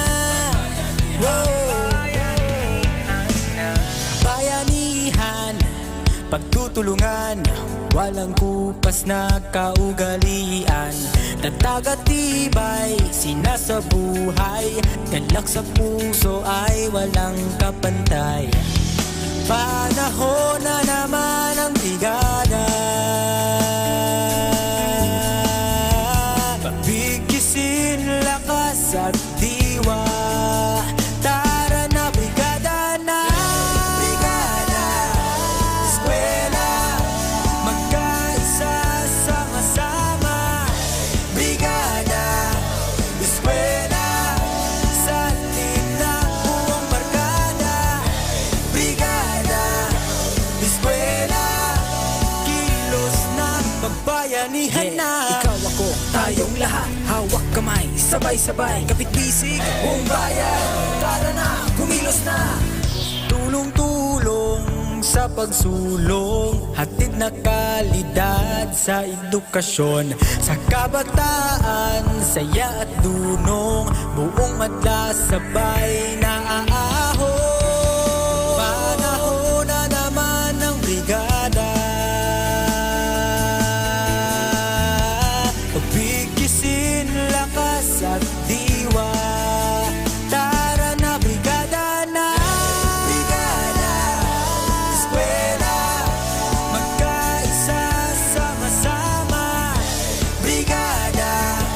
eskwela, salit na buong barkada, brigada, eskwela, kilos na magbayanihan na, brigada, eskwela, kilos na magbayanihan na, brigada, bayanihan na.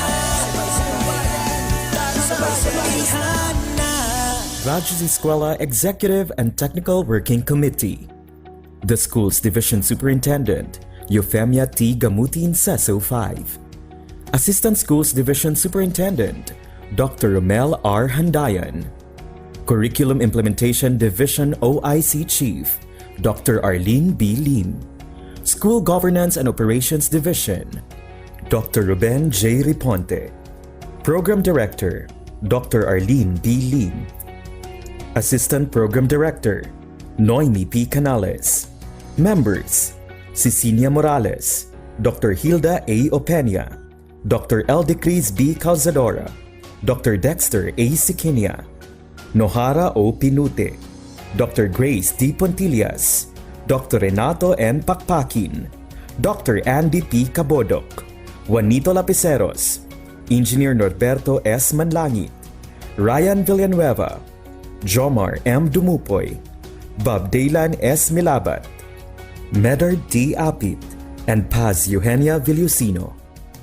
Technical Working Committee, Production and Communications, Lorily E. Quijano, Given G. Hinampas, Judiland T. U, Donna D. T. Bolifer, Mary Rose N. Resma, Riwen C. Manuel, Irene Lea C. Manguhon, and Bessie Aya N. Banyes. Social Media and Packaging Team, Christian Anhara L. Martesio, William R. Ranara, Joan T. Iscoton, Roberto S. Acusar Jr., May B. Istaniol, Richard H. Arellano, Ralph A. Tabanyag, Angelo C. Gutierrez Jr., Jade Karen R. Arais, Eliza May Garsuta, Sedi S. Caballero, and Jane S. Caballero. Sa Radyo Z-Eskwela, siguradong masaya. Right and only here at Z Radio 88.5, ang istasyong siguradong lingaw, siguradong kuyaw. The Radyo Z-Eskwela program of the Division of Davao de Oro is being brought to you by Tingog Party List, Nueda Builders Construction and Supply Incorporated, Maverick Builders Incorporated, Mitch Construction and Supply, Mabanglo Archicons Architectural Construction and Supply, DB Construction and Supply, Kanaway Builders Corporation, Phoenix Corvada Tagum Gasoline Station, Master Construction and Supplies, Mackenzie Builders, GP&H Construction Incorporated, Metro Gear Construction Corporation, NEN Builders and Development Services Corporation, Max Mays Enterprises Incorporated, Re-Ing Construction Company, Rangay Construction and Supply, East Sussex Enterprise, WM Construction, Councilor Boogie and Miss Marjorie Bertodato, Apex Mining Company Incorporated, and Icon Builders and Supply. Hoy, tara, magklase na ta! Tara, tara! Sige, sige! Let's go!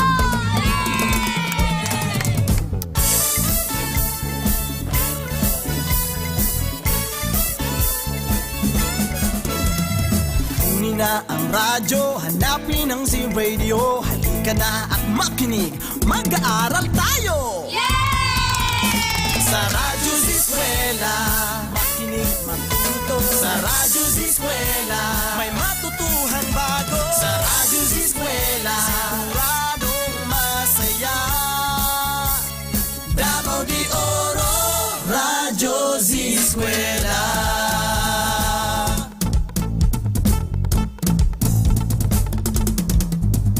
Umulan man umaraw, edukasyo'y susulong. Kaya halika na, mag-aaral tayo! Sa Radyo Z-Eskwela, makinig matuto. Sa Radyo Z-Eskwela, may matutuhang bago. Sa Radyo Z-Eskwela, siguradong masaya. Davao de Oro, Radyo Z-Eskwela. Handog ng DepEd Davao de Oro, Radyo Z-Eskwela, siguradong masaya! Let's go! Z Radio 88.5.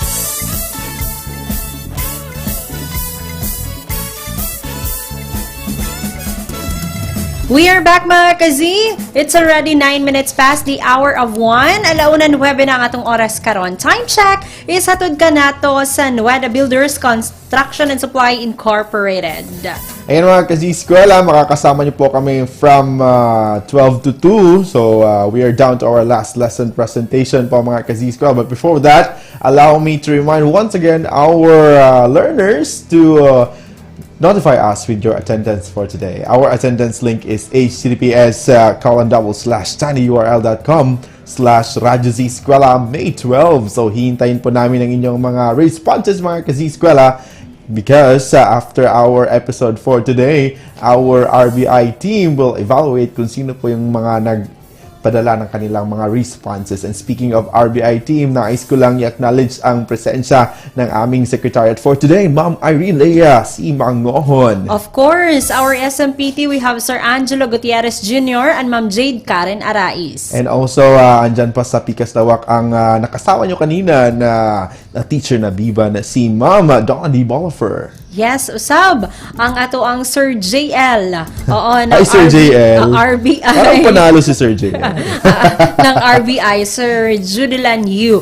Of course, kasama rin po natin our VMix operator for today, Sir Ralph Tabanyag. So, samahan niyo po ang aming team hanggang alas 2 ng hapong ito. Ayan, sa mga kakatsunin lang po, once again, 3 lesson presentations na po ang ating natunghayan, meaning to say, isa na lamang po ang kulang. So, for the benefit of those, once again, sa mga kakatsunin lang, so kanina nasimulan po ni Teacher Donna and ni Teacher JL ang ating programa ng grade 11 po sa General Biology 2 kung saan ang topic ay Mechanisms of Evolution. Sinundan po yan ng grade 12 Physics 2 ang electric charges. And then for the third lesson presentation mga ka-Z-Eskwela, we have our grade 9 Filipino. The topic is Parabola ng Kanlurang Asya. Ayan, so without much ado, magpatuloy na tayo Sir Drew sa ating klase para po sa ating huling lesson presentation sa araw na ito. And this time, ito ay para sa ating mga grade 10 learners sa asignaturang Filipino na may topic na mitolohiya mula sa Kenya.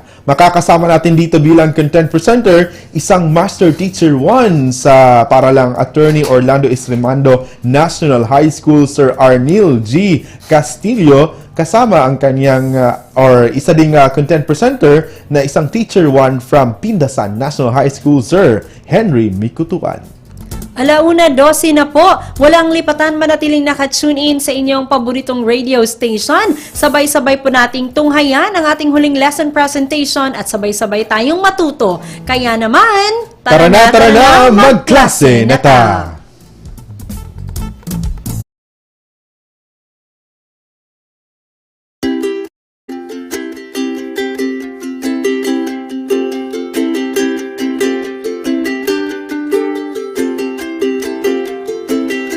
Isang mapagpalang hapon sa mga ginigiliw naming mga mag-aaral ng ika-10 baitang. Ito ang iyong paaralang panghimpapawid sa Filipino.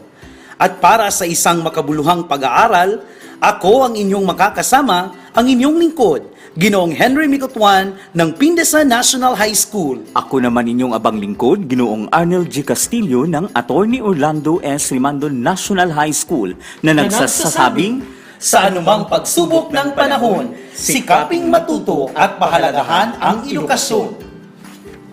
Ngayong hapong ito, isang panibagong yugto na naman ng ating pag-aaral sa Filipino 10 sa pamamagitan ng radyo ang inyong mapapakinggan at matutunghayan. Bago natin simulan ang ating talakayan, hayaan niyong ilahad ko muna ang mga layunin ng ating aralin sa araw na ito. Pagkatapos ng talakayan, ang mga mag-aaral ay inaasahang: una, naiisa-isa ang mga katangian ng mitolohiya.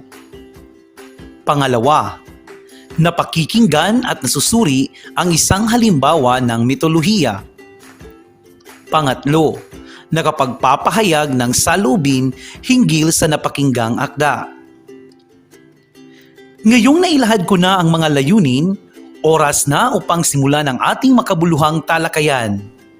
Kaya, Hinihikayat ko ang mga mag-aaral ng ika-10 baitang na kunin na ang inyong module sa Filipino, panulat at sagutang papel. Upang simulan ang ating talakayan, bibigyan muna natin ng pansin ang ilang impormasyon tungkol sa bansang Kenya kung saan nagmula ang akdang ating pag-aaralan.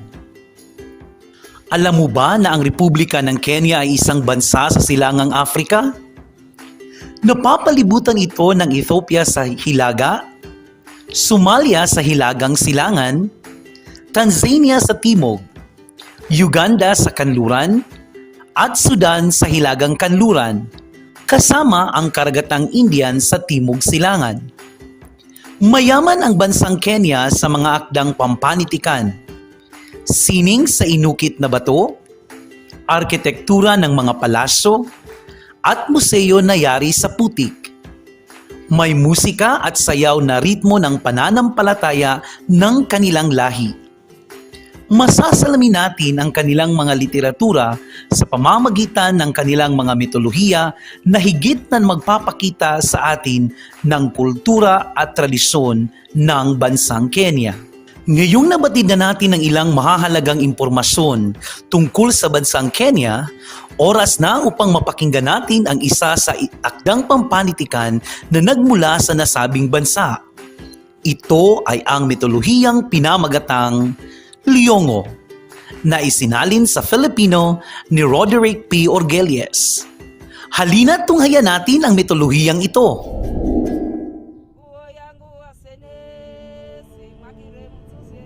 Liyongo.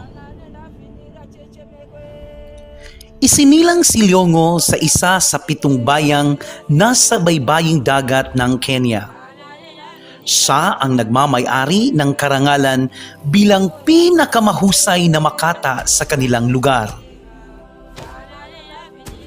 Malakas at mataas din siya tulad ng isang higante na hindi nasusugatan ng anumang mga armas. Ngunit kung siya'y tatamaan ng karayom sa kanyang pusod, ay mamamatay siya. Tanging si Liyongo at ang kanyang inang si Muaso ang nakaalam nito.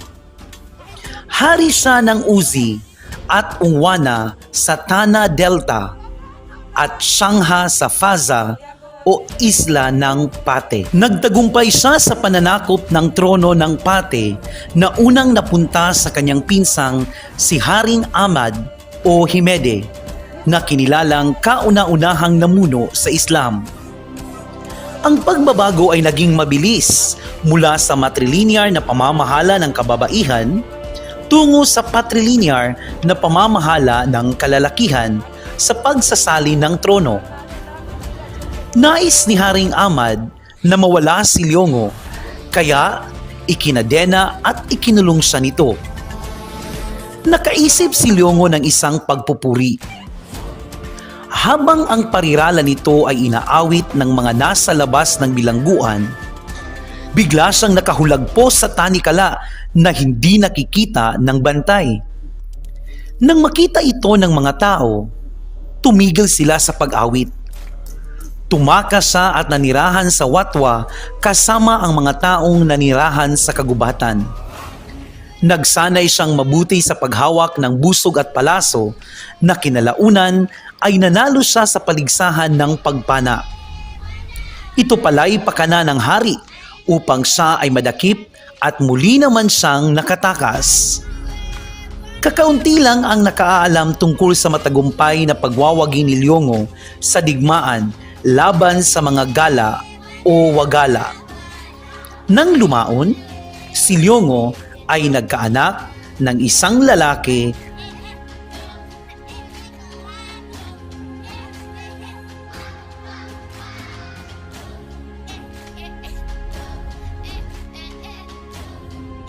na nagtraidor at pumatay sa kanya.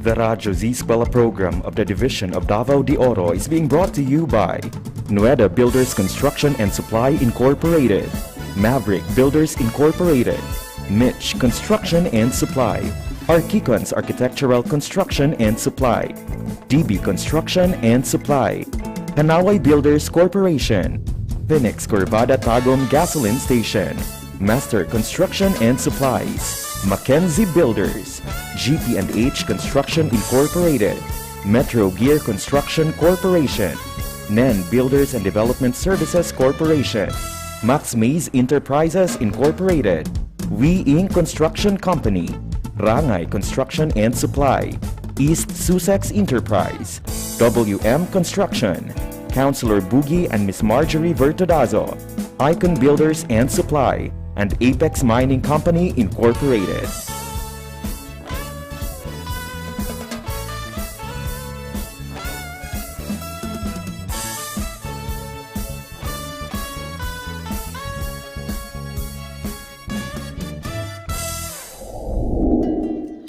Ngayong napakinggan na ninyo ang mitolohiya mula sa Kenya na pinamagatang Liyongo, lilinangin natin ang inyong talasalitaan sa pamamagitan ng pagtukoy sa pinagmulan ng ilang mga piling salita na kaugnay sa mitolohiyang inyong napakinggan at binasa. Narito ang ilan sa mga salitang ginamit sa mitolohiyang napakinggan. Una ay ang salitang matrilinear. Ito ay nangangahulugang pamamahala ng kababaihan. Ikalawa, ang salitang patrilinear. Ito ay nangangahulugang pamamahala ng kalalakihan. Ikatlo, Uzi. Ito ay tumutukoy sa lugar sa Tana Delta na pinamumunuan ni Liyongo. Ikaapat, Faza.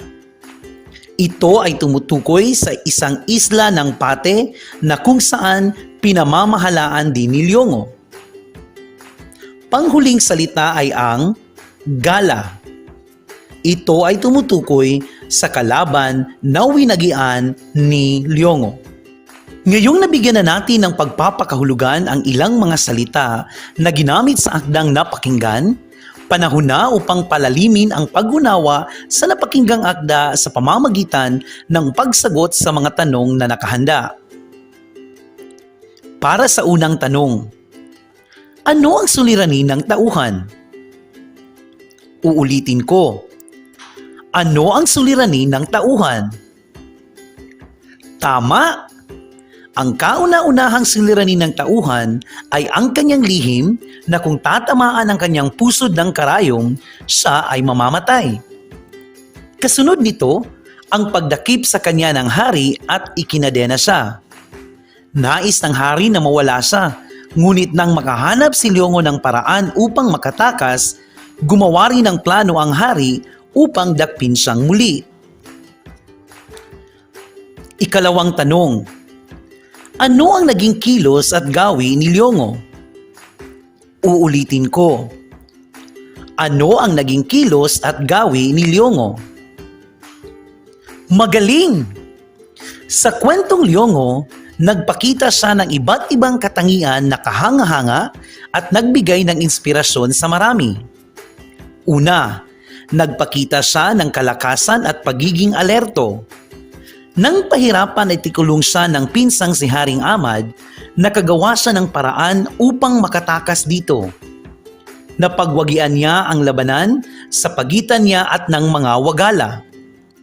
Ikalawa, nagpamala siya ng malasakit sa iba nang piliin na lamang magpakalayo kaysa gantihan ang kanyang walang pusong pinsan.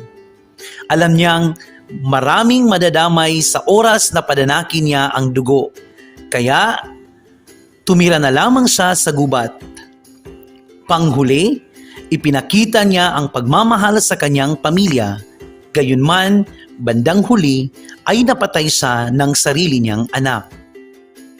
Ikatlong tanong, sumasang-ayon ka ba sa naging desisyon ni Liyongo? Ipaliwanag.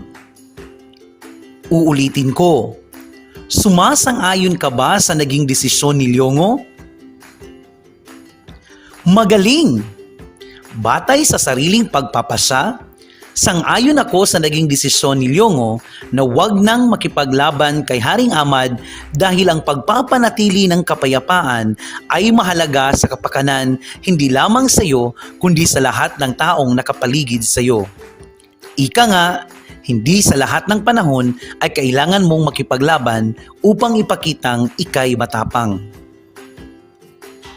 At para sa huling tanong, anong mahalagang aral ang nais nitong ipabatid mula sa iyong napakinggang akda? Uulitin ko. Anong mahalagang aral ang nais nitong ipabatid mula sa iyong napakinggang akda? Tama!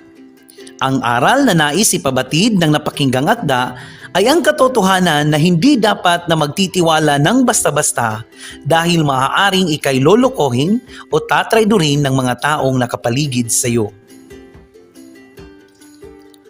Natapos na nating sagutin ang mga tanong sa pagpapalalim ng inyong pag-unawa sa akdang ating pinag-aaralan. Naway, sa tulong ng pagsusuri na ating ginawa, ay lubos niyong naunawaan ang akdang napakinggan. Batid ko na alam na ninyo kung ano ang mitolohiya bilang isang akdang pampanitikan. Ang kwentong inyong napakinggan ay isang halimbawa ng mitolohiya. At upang mas mapalawig pa ang inyong pag-unawa sa mitolohiya, ibabahagi ko sa inyo ngayon ang mga katangian ng isang mitolohiya bilang isang akdang pampanitikan. Kaya, ihanda ang inyong mga panulat at kwaderno upang maitala ang mga mahahalagang kaisipang inyong matutuhan. Tulad ng ibang akdang pampanitikan, ang mitolohiya ay may angking katangian rin na siyang nagpapaiba nito sa iba pang mga uri ng akdang pampanitikan. At ang mga ito ay ang sumusunod. Una, pinaniniwala ang pinagmulan ito ng mga bagay na nasa daigdig. Ikalawa, nagtataglay ito ng mga hindi ordinaryong karakter. Ikatlo, mayroong kakaiba at mistikong daigdig. Ikaapat, ang mga pangyayaring nagaganap ay taliwas o iba sa mga pangyayaring nagaganap sa tunay na buhay. Ikalima, ito ay nag-uudyok ng pagbabago sa kaasalan o pagkilos. Ika-anim, itinuturo nito ang tamang asal sa mundo. Ikapito, ito ay balot ng hiwaga. Ikawalo, mahalaga sa mito ang tapatan ng mga bagay, gaya ng araw at gabi. Ikasyam, ito ay nagbibigay tuon sa wika. Ang mga bayani ng mito ay naglalahad ng kwento gamit ang sopistikadong wika. Ikasampo, ito ay nakabatay sa metapura. Nagpapakita ito ng paralelismo sa tunay na buhay. The Radyo Z-Eskwela program of the Division of Davao de Oro is being brought to you by Nueda Builders Construction and Supply Incorporated, Maverick Builders Incorporated, Mitch Construction and Supply, Archicons Architectural Construction and Supply, DB Construction and Supply, Hanaway Builders Corporation, Phoenix Corvada Tagum Gasoline Station, Master Construction and Supplies, Mackenzie Builders, GP&H Construction Incorporated, Metro Gear Construction Corporation, NEN Builders and Development Services Corporation, Max Maze Enterprises Incorporated, We Inc. Construction Company, Rangay Construction and Supply, East Sussex Enterprise, WM Construction, Councilor Boogie and Miss Marjorie Vertodazo, Icon Builders and Supply, and Apex Mining Company Incorporated.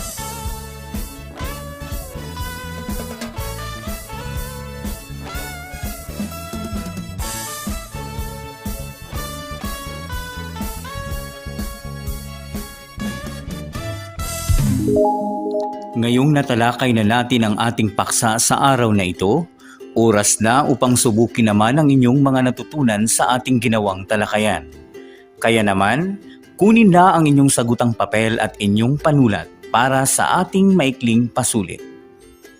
At upang maging handa na ang lahat, pakinggan ninyo ang panuto upang magabayan sa gagawin. Narito ang panuto. Pakinggan at unawain ang bawat tanong. Piliin ang wastong sagot. Isulat sa sagutang papel ang titik ng inyong sagot. Uulitin ko. Pakinggan at unawain ang bawat tanong. Piliin ang wastong sagot. Isulat sa sagutang papel ang titik ng inyong sagot. Ngayong naibigay na ang panuto, sigurado akong handa na ang lahat para sa ating pagtataya. Kaya naman, simulan na natin ang pasulit. Unang bilang. Anong salita ang ginamit sa akda na nangangahulugang pamamahala ng kalalakihan? A. Matrilinear. B. Patrilinear. C. Faza. D. Uzi. Uulitin ko.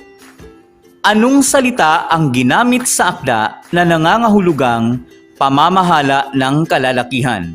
A. Matrilinear. B. Patrilinear. C. Faza. D. Uzi. Para naman sa ikalawang bilang, ano ang lihim milyongo na tanging siya at ang kanyang ina lamang ang nakaaalam? A. Si Lyungo ay isang immortal. B. Hindi tunay na hari si Lyungo. C. Mamamatay si Lyungo kung matatamaan ng karayom ang kanyang pusod. D. Nakipagkasundo si Lyungo na kakalabanin si Haring Amad. Uulitin ko, ano ang lihim ni Lyungo na tanging siya at ang kanyang ina lamang ang nakaaalam? A. Si Lyungo ay isang immortal. B. Hindi tunay na hari si Lyungo. C. Mamamatay si Lyungo kung matatamaan ng karayom ang kanyang pusod. Letter D. Nakipagkasundo si Lyungo na kakalabanin si Haring Amad.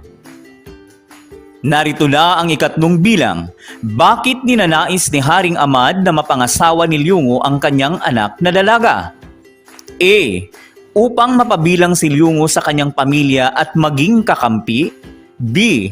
Upang si Lyungo ay magiging sunod na hari. C. Dahil labis na gusto ng dalagang anak si Lyungo. D. Dahil naaawa si Haring Amad kay Lyungo. Uulitin ko, bakit ninanais ni Haring Amad na mapangasawa ni Lyungo ang kanyang anak na dalaga? A. Upang mapabilang si Lyungo sa kanyang pamilya at maging kakampi. B. Upang si Lyungo na ang magiging sunod na hari. C. Dahil labis na gusto ng dalagang anak si Lyungo. D. Dahil naaawa si Haring Amad kay Lyungo. Ikaapat na bilang. Alin sa mga pahayag ang hindi katangian ng mitolohiya? A. Hindi ordinaryo ang karakter. B. Ito ay balot ng hiwaga. C. Nagtuturo ito ng tamang asal sa mundo. D. Mayroong karaniwan at mistikong daigdig. Uulitin ko, alin sa mga pahayag ang hindi katangian ng mitolohiya? A. Hindi ordinaryo ang karakter. B. Ito ay balot ng hiwaga. C. Nagtuturo ito ng tamang asal sa mundo. And letter D. Mayroong karaniwan at mistikong daigdig. Ngayong natapos niyo lang sagutan ng bawat bilang para sa ating pagtataya, oras na upang iwasto ang inyong mga naging sagot. Paalala lamang, maging totoo sa pagwawasto at huwag baguhin ang inyong mga sagot. Handa na ba ang lahat? Alam kong handa na ang lahat. Kaya naman, iwawasto na natin ang inyong mga sagot. Narito na ang mga tamang sagot. Para sa unang bilang, ang tamang sagot ay letrang B, patrilinear. Para sa ikalawang bilang, ang tamang sagot ay letrang C, mamamatay si Lyungo kung matatamaan ng karayom ang kanyang pusod. Para sa ikatlong bilang, ang tamang sagot ay letrang A, upang mapabilang si Lyungo sa kanyang pamilya at maging kakampi. At para naman sa ikaapat na bilang, ang tamang sagot ay letrang D, mayroong karaniwang at mistikong daigdig. Hindi karaniwan kundi kakaiba at mistikong daigdig ang matutunghayan sa mitolohiya. Para naman sa ikalimang bilang, ang tamang sagot ay letrang C. Pinakamahusay siyang makata sa kanilang lugar. Ngayong nawasto na natin ang inyong mga sagot, binabati ko kayo sa lahat ng nakuha ninyong tamang sagot sa maikling pasulit na inyong sinagutan. Naway ang pagsubok na iyon ay higit na nakatulong upang mas mapalalim ang inyong pagkaunawa sa araling ating napag-aralan. Upang mas lalo pang malinang ang kakayahan sa pagbuo ng isang mitolohiya, kayo na mga mag-aaral ng Filipino 10 sa Baitang 10 ay inaasahan na gawin pa ang mga gawain na matatagpuan sa inyong module. Sikaping maisagawa ang mga karagdagang gawain upang matiyak ang pagkatuto sa paksang ating tinalakay sa hapong ito. At dahil wala na tayong oras, nais kong kunin ang pagkakataong ito para pasalamatan ang lahat ng mga mag-aaral sa ika-10 baitang na tumutok at sumubaybay sa ating tampok na talakayan sa hapong ito. Sa muli, ito ang inyong paralang panghimpapawid sa Filipino. Ako ang inyong lingkod, Ginoong Henry M. Icutuan. At ako naman, Ginoong Arnel G. Castillo. Na nagsasabing, sa anumang pagsubok ng panahon, sikaping matuto at pahalagahan ang edukasyon. Maraming salamat at magandang hapon sa lahat.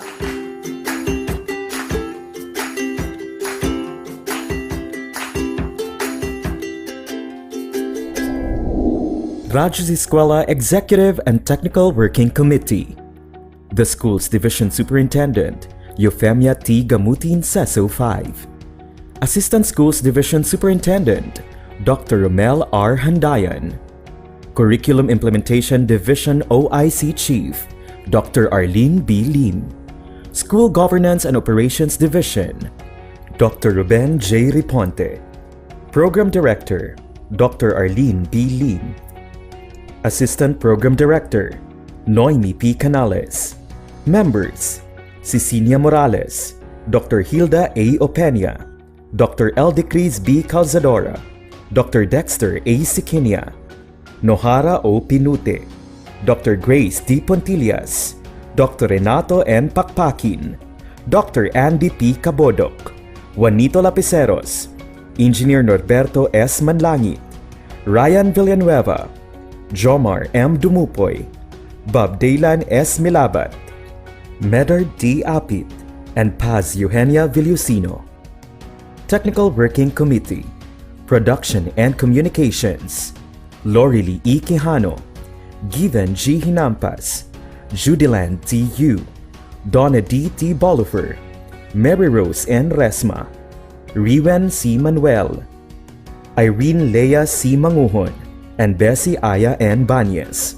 Social Media and Packaging Team, Christian Anhara L. Martesio, William R. Ranara, Joan T. Iscoton, Roberto S. Acusar Jr., May B. Istaniol, Richard H. Arellano, Ralph A. Tabanyag, Angelo C. Gutierrez Jr., Jade Karen R. Arais, Eliza May Garsuta, Sedi S. Caballero, and Jane S. Caballero.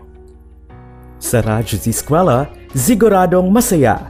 Right and only here at Z Radio 88.5, ang istasyong siguradong lingaw, siguradong kuyaw. Katambalan ng pag-ahon, isang bansang puso ay pinag-iisa. Nang diin, lahat tayo'y uunlad at aangat. Ganyan tayo, kabrigada, diwa ng bayanihan, atin ang hanggang simula. Man ang mararating, mananatiling tayo ay magkasangga. Dahil sa tuwing kasama ka, kabayan at kabrigada, lahat ang ito'y gawin, bigat ay kayang buhatin. Ito ang pusong brigada, paaral ay pinapaganda. Pusong brigada, eskwela, walang iwanan tayo.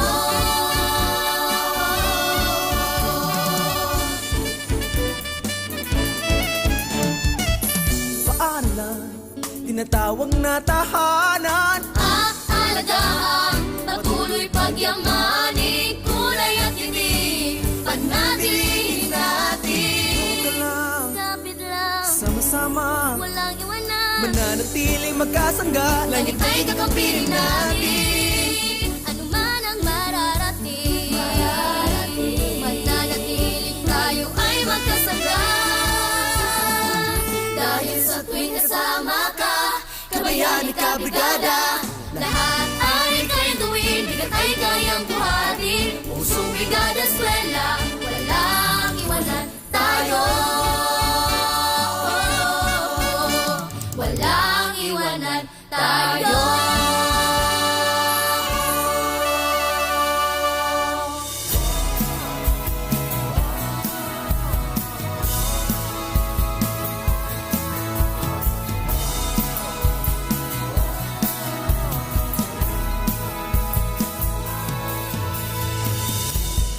Sabay-sabay na babangon, sama-samang ahon, ihanda ang sarili sa hamon. Ipapipigil sa pagsulong sa kinabukasan na katuon, para sa di kalidad na edukasyon. Balik eskwela na naman, sa puso ang kahandaan. Handang isip, handa bukas, sa pagkakaisa ay may lakas. Ito na ang new normal, online learning at modular. Di na kailangang mag-face to face, gamit ang cellphone at radio base. Yakapin na ang pagbabago, pahirapan, kaya natin to. Lakasan ang iyong loob, sa bagong normal, sa bagong mundo.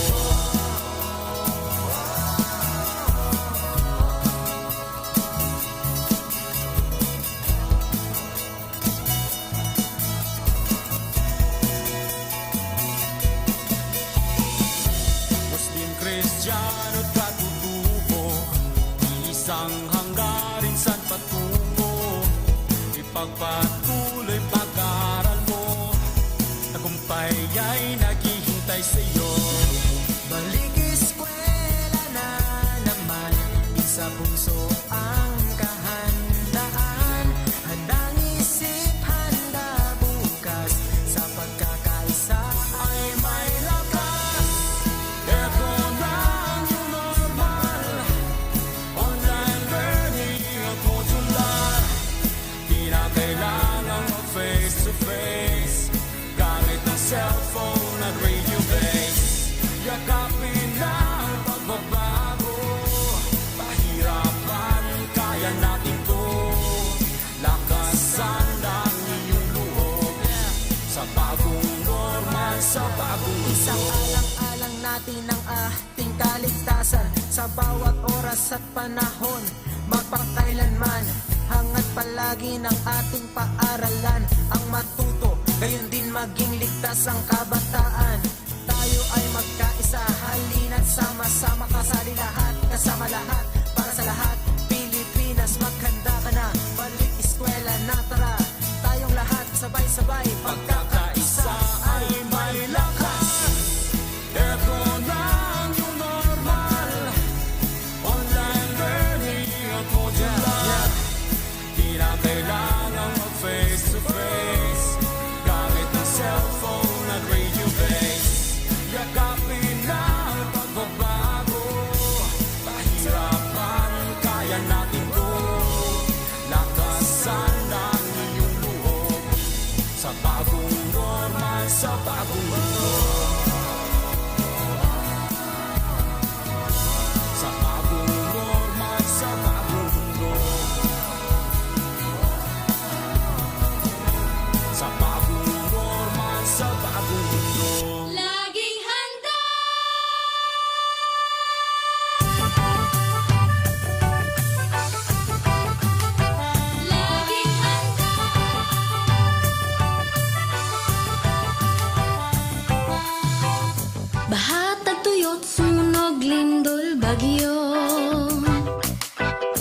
Mga kalamidad na likas sa ating mundo,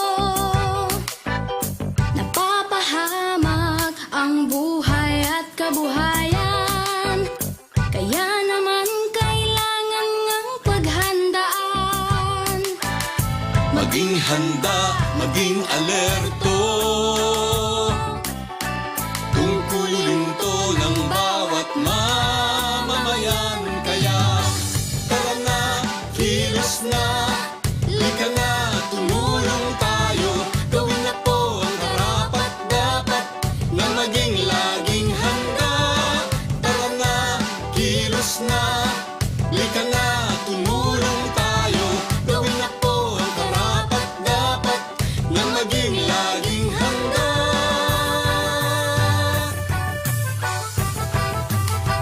Laging handa.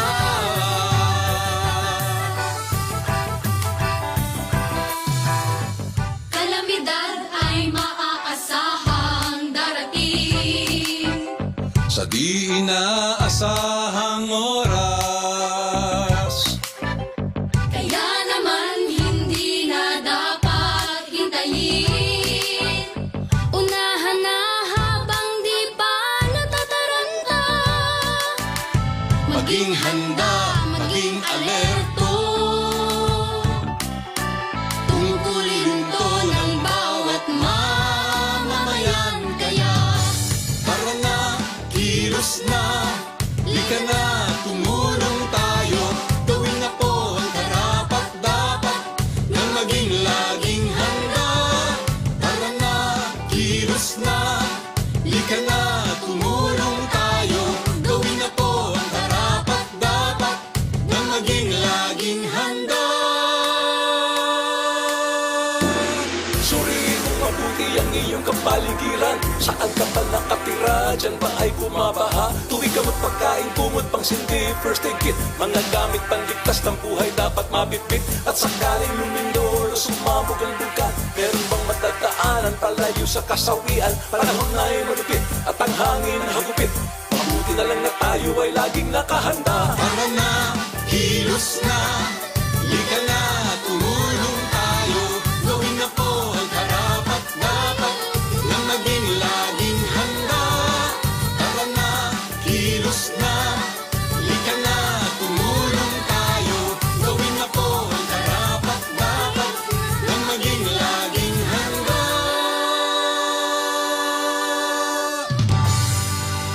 This message was brought to you by the Department of Education with the support of World Vision Development Foundation.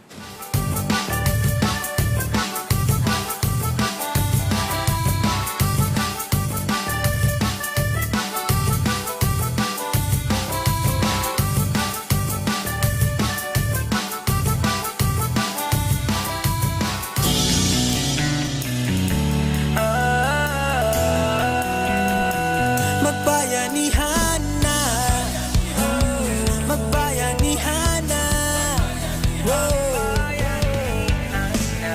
bayanihan, pagtutulungan, walang kupas na kaugalian. Tatag at tibay, sinasabuhay, galak sa puso ay walang kapantay. Panahon na naman ang brigada, pagbigkisin lakas at diwa. Tara na brigada na, brigada, eskwela, magkaisa sama-sama.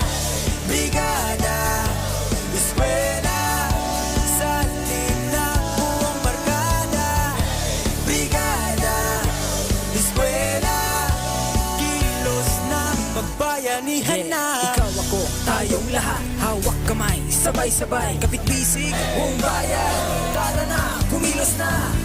Tulong-tulong sa pagsulong, hatid na kalidad sa edukasyon. Sa kabataan, saya at dunong, buong madla sabay na aahon. Panahon na naman ng brigada, pagbigisin lakas at diwa.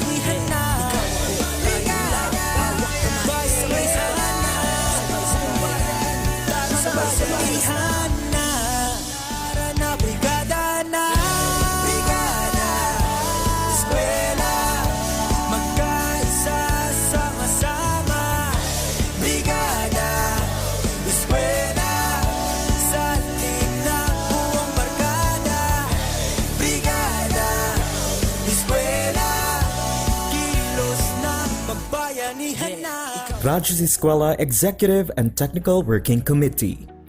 The school's division superintendent, Euphemia T. Gamutin Seso 5. Assistant Schools Division Superintendent, Dr. Romel R. Handayan. Curriculum Implementation Division OIC Chief, Dr. Arlene B. Lim. School Governance and Operations Division, Dr. Ruben J. Riponte. Program Director, Dr. Arlene B. Lim. Assistant Program Director, Noemi P. Canales. Members, Cecilia Morales, Dr. Hilda A. Opena, Dr. Eldecris B. Calzadora, Dr. Dexter A. Sikinia, Nohara O. Pinute, Dr. Grace D. Pontillas, Dr. Renato N. Pakpakin, Dr. Andy P. Cabodok, Juanito Lapiceros, Engineer Norberto S. Manlangit, Ryan Villanueva, Jomar M. Dumupoy, Bob Daylan S. Milabat, Medard D. Apit, and Paz Eugenia Villusino. Technical Working Committee, Production and Communications, Lorely E. Quijano, Given G. Hinampas, Judiland T. U, Donna D. T. Bolifer, Mary Rose N. Resma, Riwen C. Manuel, Irene Lea C. Manguhon, and Bessie Aya N. Banyes. Social Media and Packaging Team, Christian Anhara L. Martesio, William R. Ranara, Joan T. Iscoton, Roberto S. Acusar Jr., May B. Istaniol, Richard H. Arellano, Ralph A. Tabanyag, Angelo C. Gutierrez Jr., Jade Karen R. Arais, Eliza May Garsuta, Sedi S. Caballero, and Jane S. Caballero. Sa Radyo Z-Eskwela, siguradong masaya. Right and only here at Z Radio 88.5, ang istasyong siguradong lingaw, siguradong kuyaw. Z Radio 88.5.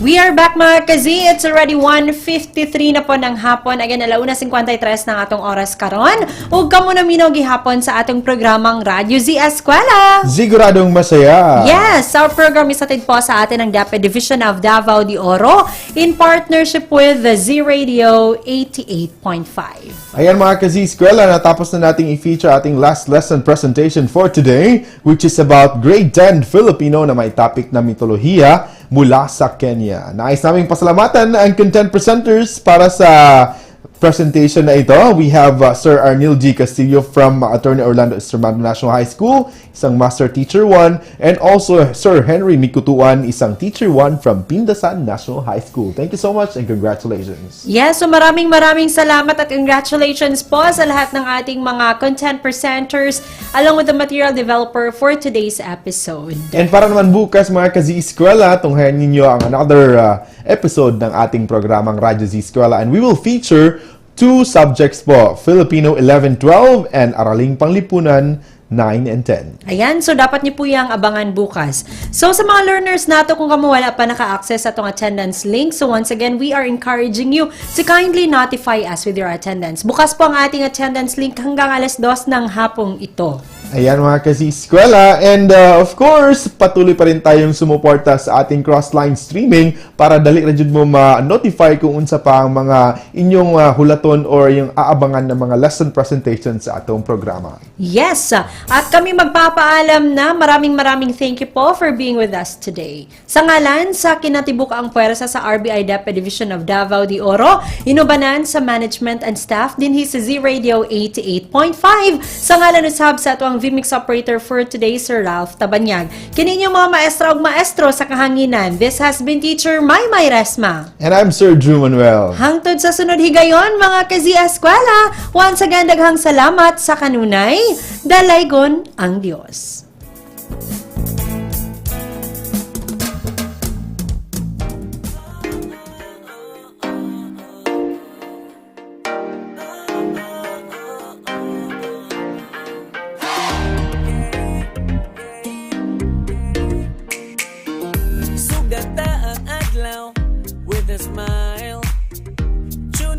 Sa radio, in alive. Bisa na sa man good. Listen to the music and it feels so good. Ay gundang